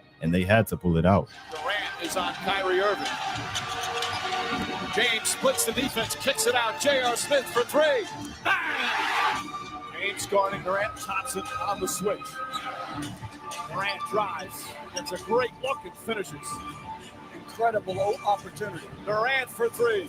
It's good. Kevin Durant from downtown. The one shot that Cleveland had at getting back in this series, they let get away, now facing a 3-0 deficit, which, like last year's situation, had never been overcome before. But the Cavaliers coming out on fire in Game 4 was the first step to overcoming the impossible. An NBA Finals record, 49 points in the quarter, put them ahead early, and they ended the game scoring 137 points, a huge performance for Cleveland in a must-win game. Winning Game 5 at Oracle would be the most difficult challenge, though, if Cleveland wanted to pull off the impossible. Entering the fourth quarter, they found themselves in a winnable game, only down by 5 points. LeBron wanted it bad. Durant gets to the rim, left-handed reverse off the glass. Still plenty of time remaining. James out to Korver. Korver for 3 is good. Kept it taken by Love. James fakes a 3, drives into Iguodala. Powers in and finishes. Nice feed. Will the Cavs have another run in them? James drives, spins, and gets to the rim without any problem. James looks over the clock. Drives, spins again, quickly and easily, LeBron James. Just like in 2016, James had given his all and fought until the final buzzer. But this time, his all wasn't enough, with another team winning the NBA championship in front of his eyes. But things would only get worse over the offseason.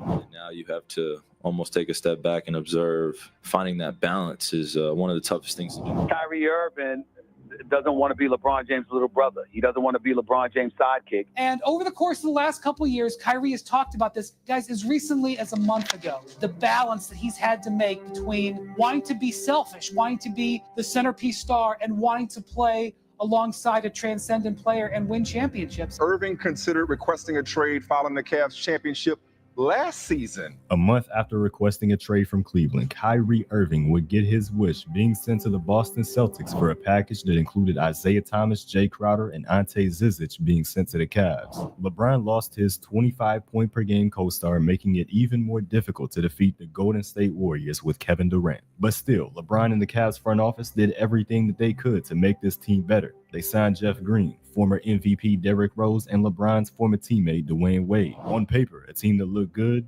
but with the team sitting at just 31-22 by the deadline, the GM was born. The Cleveland Cavaliers made 3 trades on trade deadline day to send out 7 Cavaliers players. In return, Cleveland got back Jordan Clarkson, Rodney Hood, Larry Nance Jr., and George Hill. The Cavaliers ended the season with a 19-10 record after these trades, good for a 50-32 record overall, but it gave the Cavaliers the 4th seed in the East, the lowest seed by a LeBron James-led team in 10 years. It was no secret that this Cavs team was just not built to win a championship. The Kyrie Irving trade had put them into a horrible situation, with none of the Cavs' big-name pickups in Derrick Rose, Isaiah Thomas, or Dwayne Wade working out, and all being traded at the deadline. Everyone was already looking ahead to free agency when it came to LeBron, but he still had business to attend to.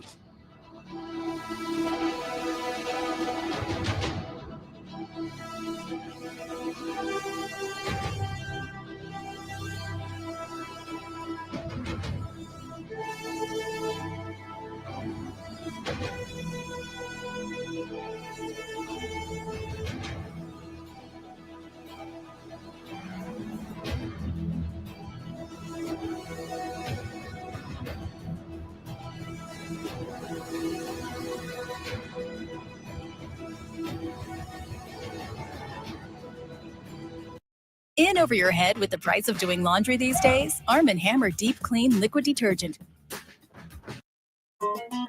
Get 2 classic chicken sandwiches starting at $4. We got you. Churches.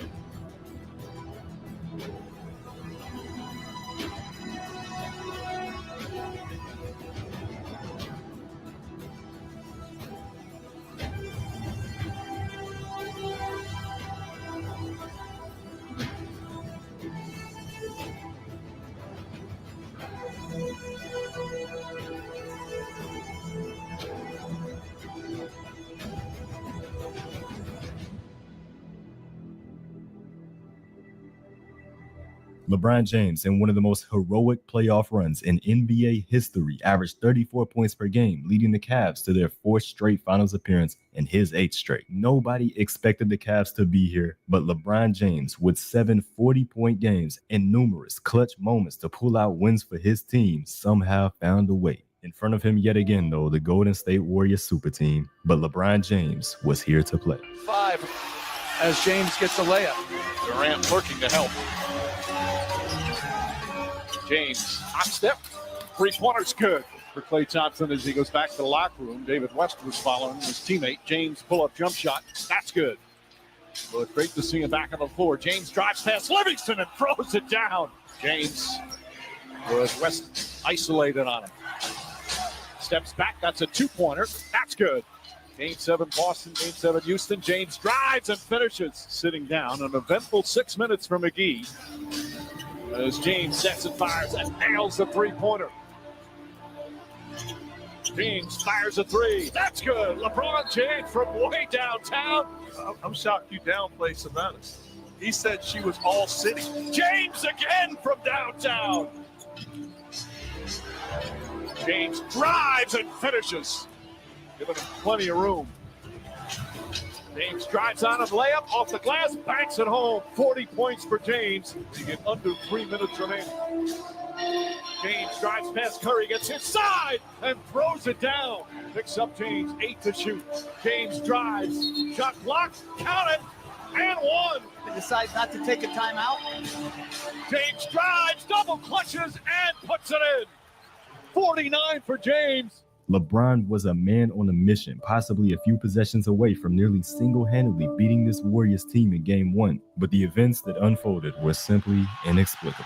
James pass inside and a foul call on Tristan Thompson. He held George Hill. Big free throws here.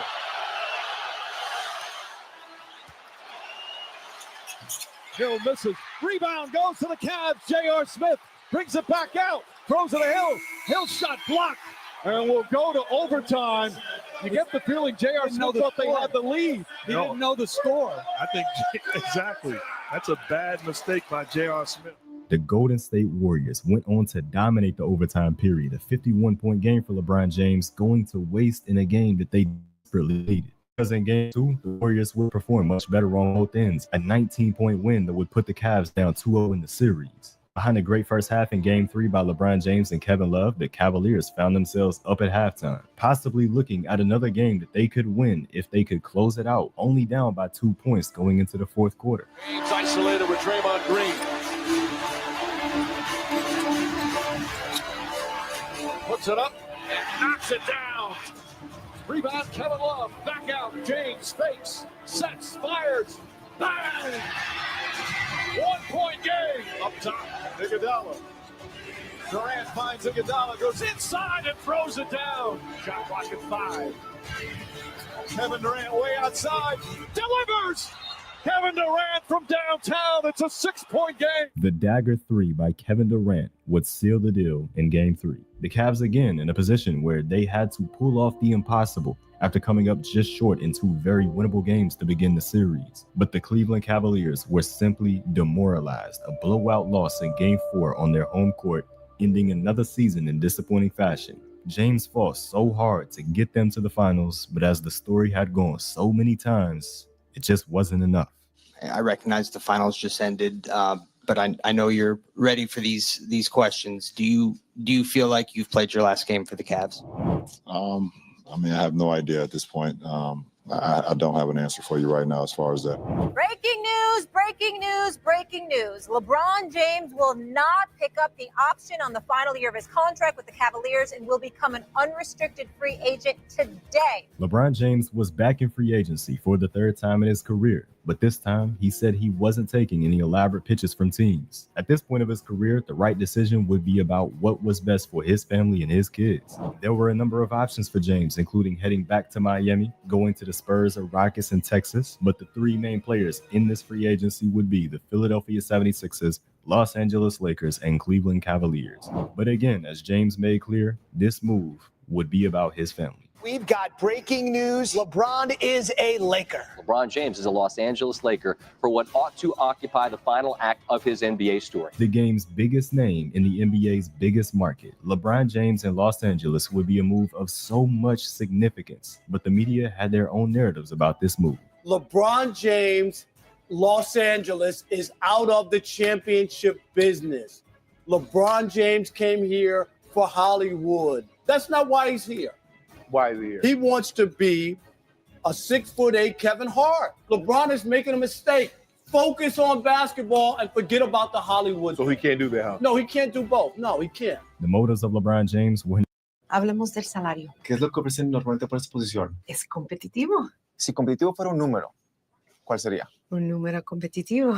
Con Indeed no hay incómodas conversaciones de salario. Un número ¿Un número? competitivo.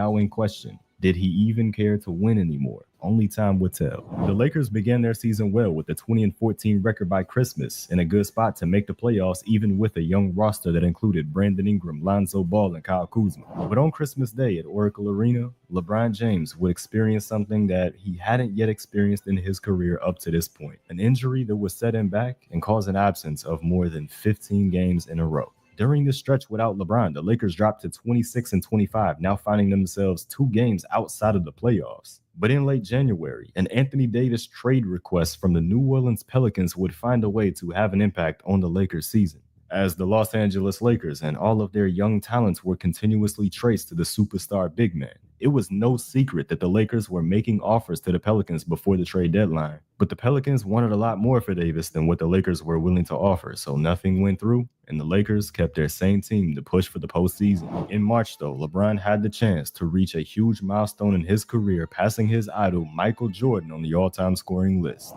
Led by LeBron James, who is 13 points away from passing Michael Jordan on the all-time scoring list. Appreciation for one another, and you don't forget it. Here's James with the fall away, gets the bounce. James catches it deep and scores. He's got 10. Here's James facing up now on Craig. James falling away, hits it, and ties Jordan. Gets it to James. LeBron takes it to the rim and finishes with the left, and he's fouled. The legend of LeBron continues. He moves past his idol, MJ. Very emotional. LeBron James for a good minute and a half, 2 minutes during the timeout, realizing what he just accomplished. The guy he grew up wanting to be, he just passed. But after this, it was back to putting focus on making the NBA playoffs. However, with all the injuries that this team suffered this season, James missing 27 games, Brandon Ingram missing 30, and Lonzo Ball missing 37, this team would fall short of doing so. But there was a huge offseason coming up. With the Lakers missing the playoffs, it's the first time since 2005 that we haven't seen King James in the playoffs. Celtics and Lakers are engaged in trade discussions for the 26-year-old six-time All-Star. Adrian Wojnarowski has been reporting that the Pelicans hope to trade Davis before the NBA draft, which is now 8 days away. Where do they stand in these trade talks? Los Angeles has put in their offer Lonzo Ball, Brandon Ingram, the 4th pick in next Thursday's NBA draft. Those are the players involved in the discussion so far. There's good news and bad news for Lakers fans. The good news is that the New York Knicks, who could have bid against them strongly with their number 3 draft pick, appear not to be heavily involved in these talks right now, which means they look to be focused on R.J. Barrett at number 3 and moving forward from there. The bad news for the Lakers is that the Pelicans still don't like their offer. I don't think they were ever serious about doing it in February. I think they are serious about it now. The next 24, 48 hours could be very important. I think the NBA offseason has become more interesting than the NBA regular season, and this is the biggest one of all. The Pelicans have agreed to finally trade Anthony Davis to the Lakers. Should the Lakers be the favorite right now? You agree with this? At this point, unquestionable. Like, who else? LeBron is on the clock now. He has 3 seasons to get a chip. My reaction is the Lakers now have the best duo in the league. But with the way that the dominoes fell during the 2019 free agency period, it became a league of great duos. Kawhi Leonard and Paul George becoming Clippers, Kevin Durant and Kyrie Irving becoming Nets, Russell Westbrook being traded to the Rockets, teaming up with James Harden. The Lakers got significantly better, but so did the rest of the NBA. We were in for a special NBA season. And the season opened up with the Battle of LA, a matchup in Staples Center that many expected to be a Western Conference Finals preview, but the Clippers would be without Paul George for this one. Headlining matchup right here. You see the crowd getting excited. Shot clock at 6. James. Davis again.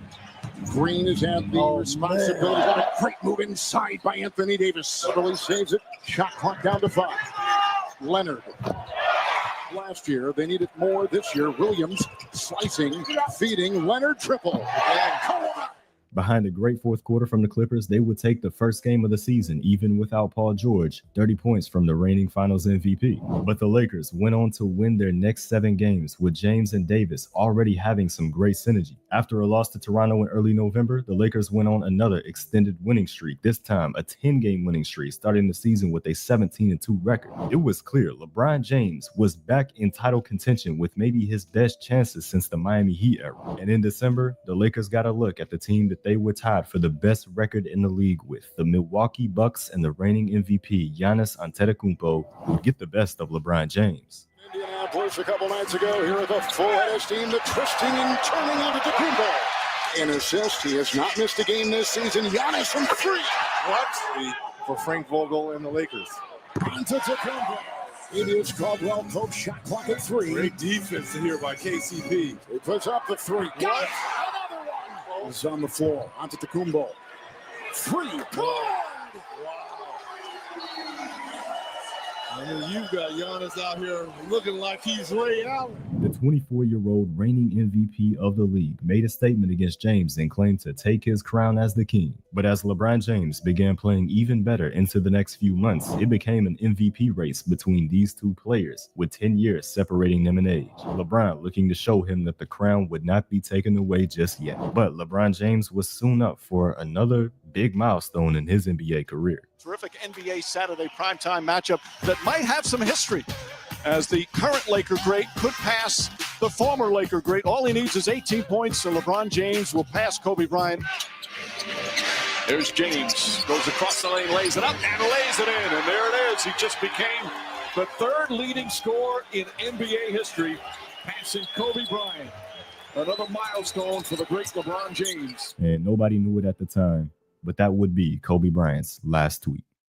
We're coming on the air with breaking news, very sad news to tell the sports world. The LA Times is reporting that retired Los Angeles Lakers basketball star Kobe Bryant has been killed in a helicopter crash. On his way to Mamba Academy on that Sunday morning, Kobe Bryant's helicopter crashed due to poor visibility, taking the lives of Kobe Bryant and 8 others, including his own daughter, a loss that devastated the NBA world. For me, this is a god-awful day. On the court, the smallest moves have the biggest impact. Even with my nutrition, I sweat every detail. Today's a tough day. Today's a hard day. I mean, this is hard, man. This is hard. The news is just devastating to everybody who knew him, known him a long time. When Kobe Bryant died, a piece of me died. Please rest in peace, little bro. Of course, this loss truly hit Lakers Nation hard. The Lakers deciding to add a KD patch to their jersey to honor Kobe for the remainder of the season. And before their first game back, LeBron addressed Laker Nation. I got something written down. They asked me to kind of stay on course or whatever the case may be, but Laker Nation, man, I would be selling y'all short if I read off this shit, so I'm gonna go straight from the heart. Kobe is a brother to me, and from the time I was in high school to watching him afar, to getting in this league at 18, watching him up close, all the battles that we had throughout my career, the one thing that we always shared is that determination to just want to win and just want to be great. And the fact that I'm here now means so much to me. I want to continue along with my teammates to continue his legacy, not only for this year, but as long as we can play the game of basketball that we love, because that's what Kobe Bryant will want. So in the words of Kobe Bryant, Mamba out, but in the words of us, not forgotten. Live on, brother. From this point on, it was a season dedicated to Kobe Bean Bryant. In March, the Lakers won 2 huge games to start the month over the Milwaukee Bucks and the Los Angeles Clippers, the 2 top contenders, with James having big performances against both. But in a season and a year with already so much sadness, there was unfortunately only more to come. I'm Scott Van Pelt here at ESPN. This astounding and unprecedented story continues to evolve. At halftime with Adrian Wojnarowski, I suggested that we would speak to him soon. I had no idea that it would be this soon. Well, Rudy Gobert has tested positive for the coronavirus. And the NBA has made the decision. They have just announced that they are suspending play starting tomorrow. NBA play is suspended. And then the league is going to use that hiatus to decide their next steps, how they'll go forward. But this is the last night of NBA games for the foreseeable future. Due to the worldwide pandemic, the NBA would be on pause for the next 3 to 4 months. In August, when the season would typically be well over in a normal season, the NBA was going to restart in the NBA bubble.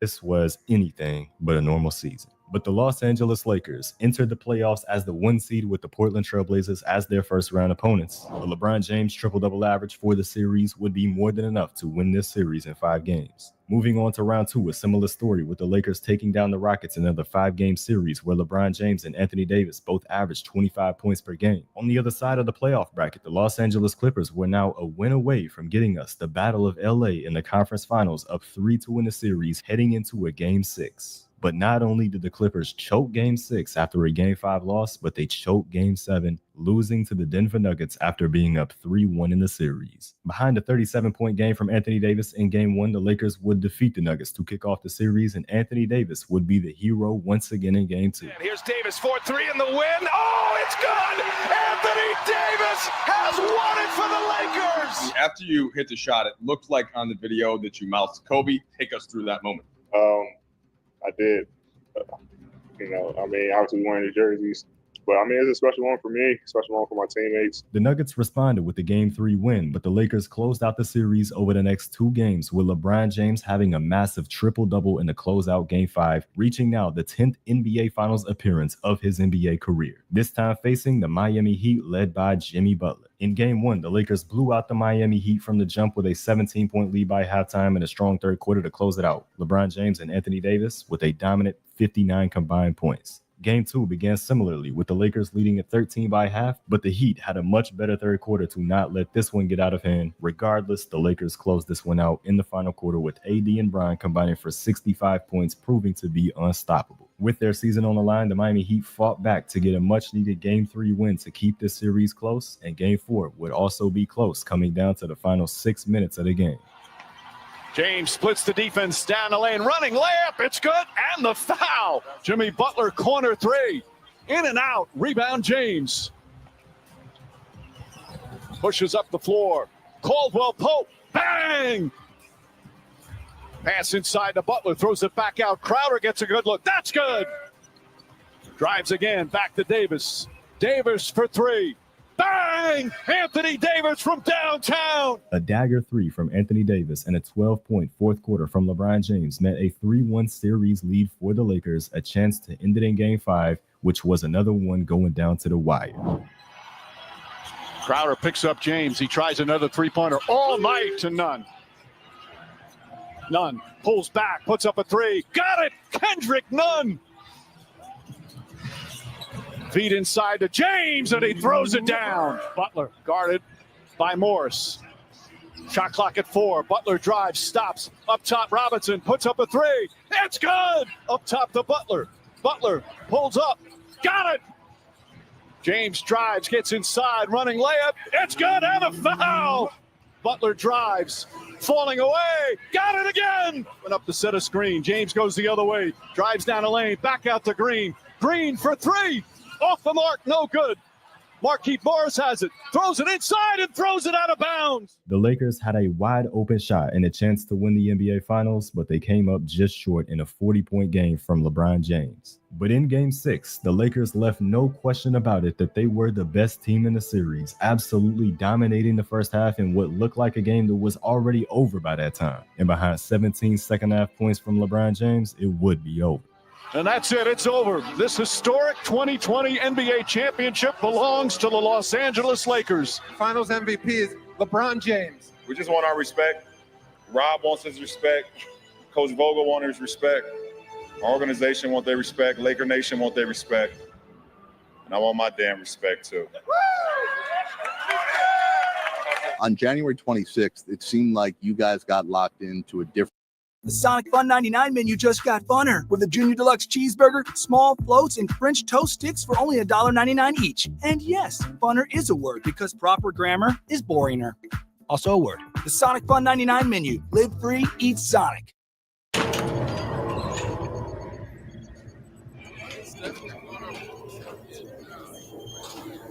If you choose to be challenged, the sky isn't the limit. It's just the beginning. Different type of zone. How did you channel Kobe? How did that make this season, in what was already an unusual year, so much more significant to you guys? That made us even closer. That brought us even closer.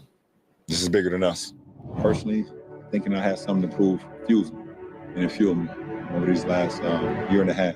After winning his fourth NBA championship and finals MVP at 35, it seemed like Father Time was not in sight for LeBron James. And with Anthony Davis entering his prime at age 27, going on 28, the Lakers kept their eyes set on another NBA championship. They also kept relatively the exact same roster that they won the NBA bubble with. They were ready to run it back. And things looked good for the Lakers to start off the season. By the All-Star break, they were 24-13, tied for the third seed in the West with the LA Clippers. After the All-Star break, they climbed even higher off of a 4-game win streak, now 28-13 with the second seed, only a game and a half back from the Utah Jazz. But just a quarter into game number 42 of the season, an event that would change the trajectory of their season. One of the key components to the Lakers winning a title. LeBron, down he goes, and he grabs his ankle. LeBron with his right ankle, and he's hurt. Not your atypical type of sprain, because it's like an inversion where normally sprain, you turn it the other way. He turned it in. LeBron James would now be out indefinitely with an ankle sprain. But to make matters even worse for the Lakers, they were already without Anthony Davis since mid-February, when he suffered an Achilles strain versus the Nuggets. The Lakers went on to play the next 20 games without having both AD and LeBron in the lineup, where they inevitably slipped down the standings without their two best players. The Lakers ended their season on a 5-game win streak, but found themselves as the 7th seed, which meant that they would have to go through the new play-in tournament in order to cement their spot in the NBA playoffs against the Golden State Warriors and Stephen Curry. The Warriors would dominate the first 2 quarters of play, up by 13 points at halftime, where LeBron and AD shot a combined 3 for 19, scoring only 11 points as a duo. They had to come out and be better in the third quarter. Trying to jam it. James and Drummond right there. James down the other end. Layup, block, a foul, count it, and one. Still went down. Wiggins one-on-one with LeBron James, who's just 2 of 9 from the field. Jumper is good. Off that fake to Curry. Davis calling for it, gets it inside, shot's good, and one. Pass inside to Wiggins, stolen by James. That's the 7th turnover here in the third. They only had 5 the first half. Kuzma to Davis. James, three-pointer, puts it in. Wiggins couldn't handle it, and Kuzma comes the other way. Lob it in, Davis throws it down. Sprint, catch, and fire. James back to Caruso. A huge Lakers third quarter brought them back into the game. AD and LeBron stepping up to get this team rallied in a back and forth final quarter saw this game tied up with under 2 minutes to go. Shot clock at 6. James looking to get a running start. Now pass to Caruso. Caruso on the drive. Inside Davis for the slam. 2 made free throws by Curry on the other end tied this game back up, and it was up to LeBron to respond. James, 2 defenders on him. To Caldwell Pope inside. He's tied up by Green. Throws it back up top. James puts up the 3. Oh, it's good! LeBron James from downtown! A shot that the Warriors could never recover from through the great defense that the Lakers played on the other end. LeBron James and Anthony Davis through all the injuries of that season, bringing their team to the playoffs. As the 7th seed, the Lakers would be taking on the 2 seed Phoenix Suns, a new team here in the postseason led by Devin Booker and Chris Paul. And it was Devin Booker who had a 34-point performance in Game 1 to prevail over the Lakers, who got subpar performances from their superstar duo. But they did what superstars do, and that is respond. Game 2 would be a close one until the end, but LeBron and AD made the plays down the stretch. Carving his way, LeBron James. I think he's been quiet here in the fourth. He dances and gets it out to Davis. 3, bullseye. Crowder is out on James. Shot clock at 8. Davis a screen, wide open 3. Good. A huge response by the Lakers, 57 combined points from their dynamic duo, And with 55 combined points in the next game for the Lakers, they won this time in a blowout to take control of the series, a 2-1 lead. If they could defend home court and take a 3-1 series lead, they would get past one of their biggest challenges that they could see in the postseason. But in a season with such unfortunate events for the Lakers, it only got worse. And he grabbed that left leg. A groin strain in the second quarter would put Anthony Davis out for the remainder of the game, and the Lakers went on to lose this game by 8 points. Without Davis in Game 5, the Lakers suffered a huge 30-point loss, now losing all control that they once had in this series. But Davis wanted to be out there for his team and fight through this injury. He gave it all he could.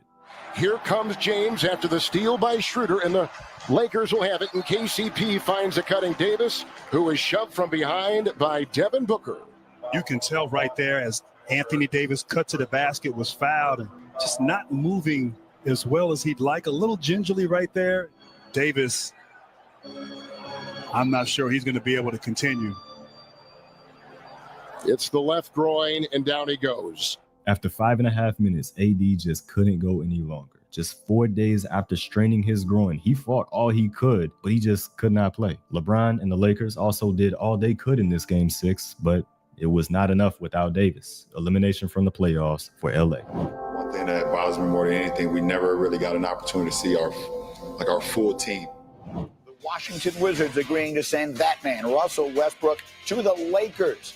They gave up a lot, or the Lakers gave up a lot, I should say, to get him. The 22nd pick in last night's draft, plus Kyle Kuzma, plus Kentavious Caldwell-Pope, plus Montrezl Harrell. The Lakers had a unique offseason to say the least, bringing in Russell Westbrook and a 37-year-old Carmelo Anthony from free agency. But in the process, losing 3 key pieces to their 2020 championship team at Kyle Kuzma, KCP, and Alex Caruso. It was an attempt to compete with the Brooklyn Nets, who had Kyrie Irving, Kevin Durant, and James Harden, but the Lakers' offseason moves were questionable to say the least. And that season all summed up a complete disaster. The injury woes continued for LeBron and AD, Davis missing over half the season and James missing a third of the season. The two only playing in 22 games with each other in the lineup. It was also a season of toxic media coverage around the team, with everyone pointing fingers, primarily at Russell Westbrook, spotlighting any bad play that he made. But regardless of the injuries, this team was an extremely poor fit. In that offseason, the Lakers made moves based on names and not how the pieces complemented each other. A mistake that would throw this season away for the Lakers, a 33-49 record.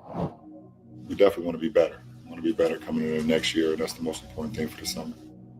Despite an offseason full of rumors, the Lakers would enter the next season with the same core as before, minus Carmelo Anthony and Malik Monk. And through February of that regular season, the Lakers found themselves below 500 again, which included a stretch where Davis missed another 20 games with an injury he suffered against Denver. Coming up on the trade deadline, the Lakers knew that they had to make some things happen. But before all of that, LeBron James was coming up on NBA history and a record that nobody thought would ever be broken.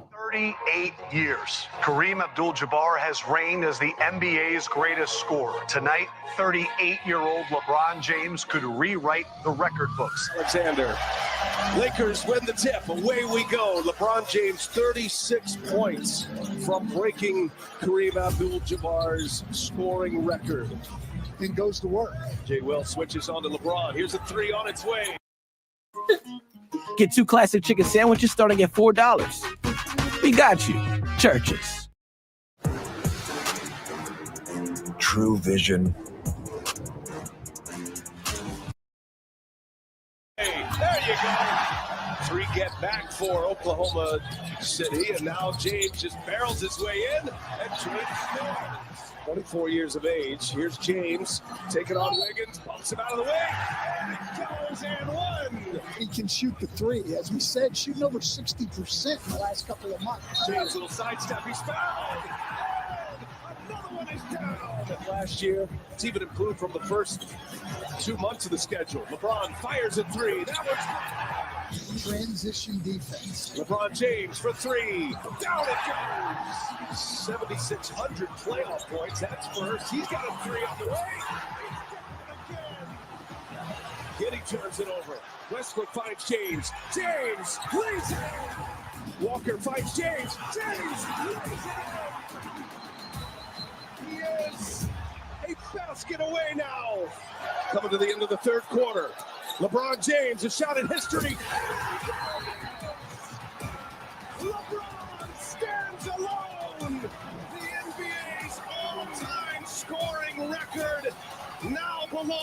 to LeBron James. A record that stood almost 40 years, eventually taken down by the one that they called the chosen one.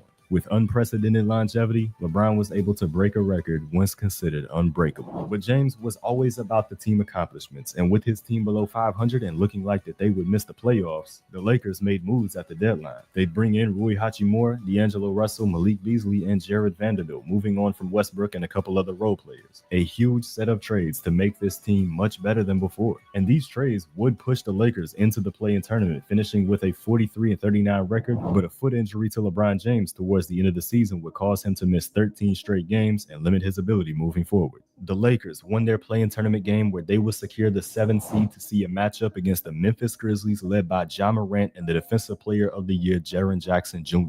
The Lakers would jump out to a 3-1 series lead, eventually ending in a Game 6 behind a 40-point blowout to meet up with the reigning champion Golden State Warriors in round 2. Like the last series, the Lakers came up with a 3-1 lead in the series and would end it in Game 6 with 30 points from LeBron James, who only missed 4 shots, which now meant that the 7th seed Lakers were now in the Western Conference Finals. But for them, this didn't go according to plan, eventually falling to the Denver Nuggets to end their season. But we'll see what happens going forward. But I don't know. I got a lot to think about, to be honest. And just for me personally, going forward with the game of basketball, got a lot to think about. You never want to see a guy like that leave the game just because of all he's done for it. The real question for me is, can I play without cheating this game? The day I can't give the game everything on the floor is the day I'll be done. Lucky for you guys, that day is not today.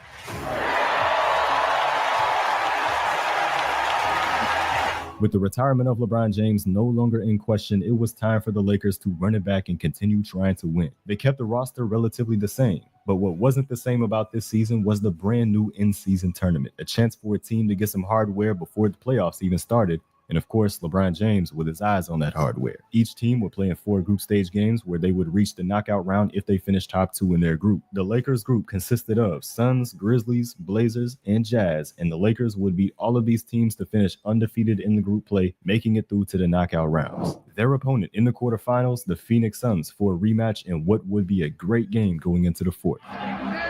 James using the A screen, back in on Goodwin. Oh, what a pass. That's a blind feed. Now it's Allen, back in with 5. Cups the ball and scores. Grant is not moving well. Wincing in pain. James, a 3. Nurkic with the ball moving to Gordon. That's a 3. Short. Rebound, Little guides it over to Durant. He'll load up and hit a 3. He's got the matchup against the big. James powers in, gives it up. Davis lays it in. Here's the bread and butter for the Lakers. This high screen and roll with their 2 best players, and LeBron again. James drives in, flips it in. Gordon swings it for Durant. Durant drives in, pulls up, 34 seconds to go. Returns the corner and finishes with the left hand. The Vegas on the line. 6-second difference. Reeves. Oh yeah! An incredible duel between LeBron James and Durant ultimately ends with James heading to the semifinals of the in-season tournament where the Lakers would face the Pelicans. The Lakers would go on to destroy the Pelicans in that semifinal game with 30 points from LeBron James leading the way. And the final of the inaugural in-season tournament would be a showdown between the Indiana Pacers and the Los Angeles Lakers. A showdown where it was LA taking control and maintaining control with 41 points from Anthony Davis and 24 points from LeBron James. Los Angeles Lakers win the first NBA Cup. They are champions of the inaugural in-season tournament. Laker team, come take your trophy.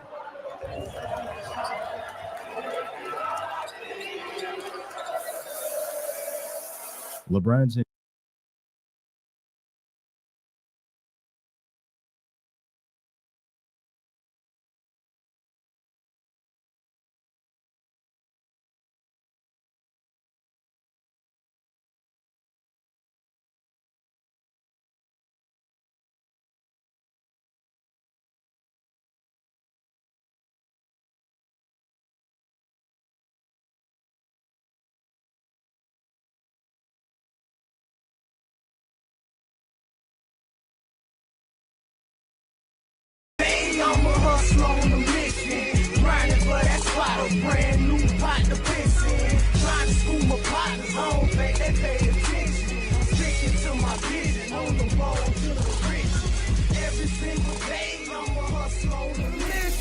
Trying to get 100 M's, nigga, I ain't kidding.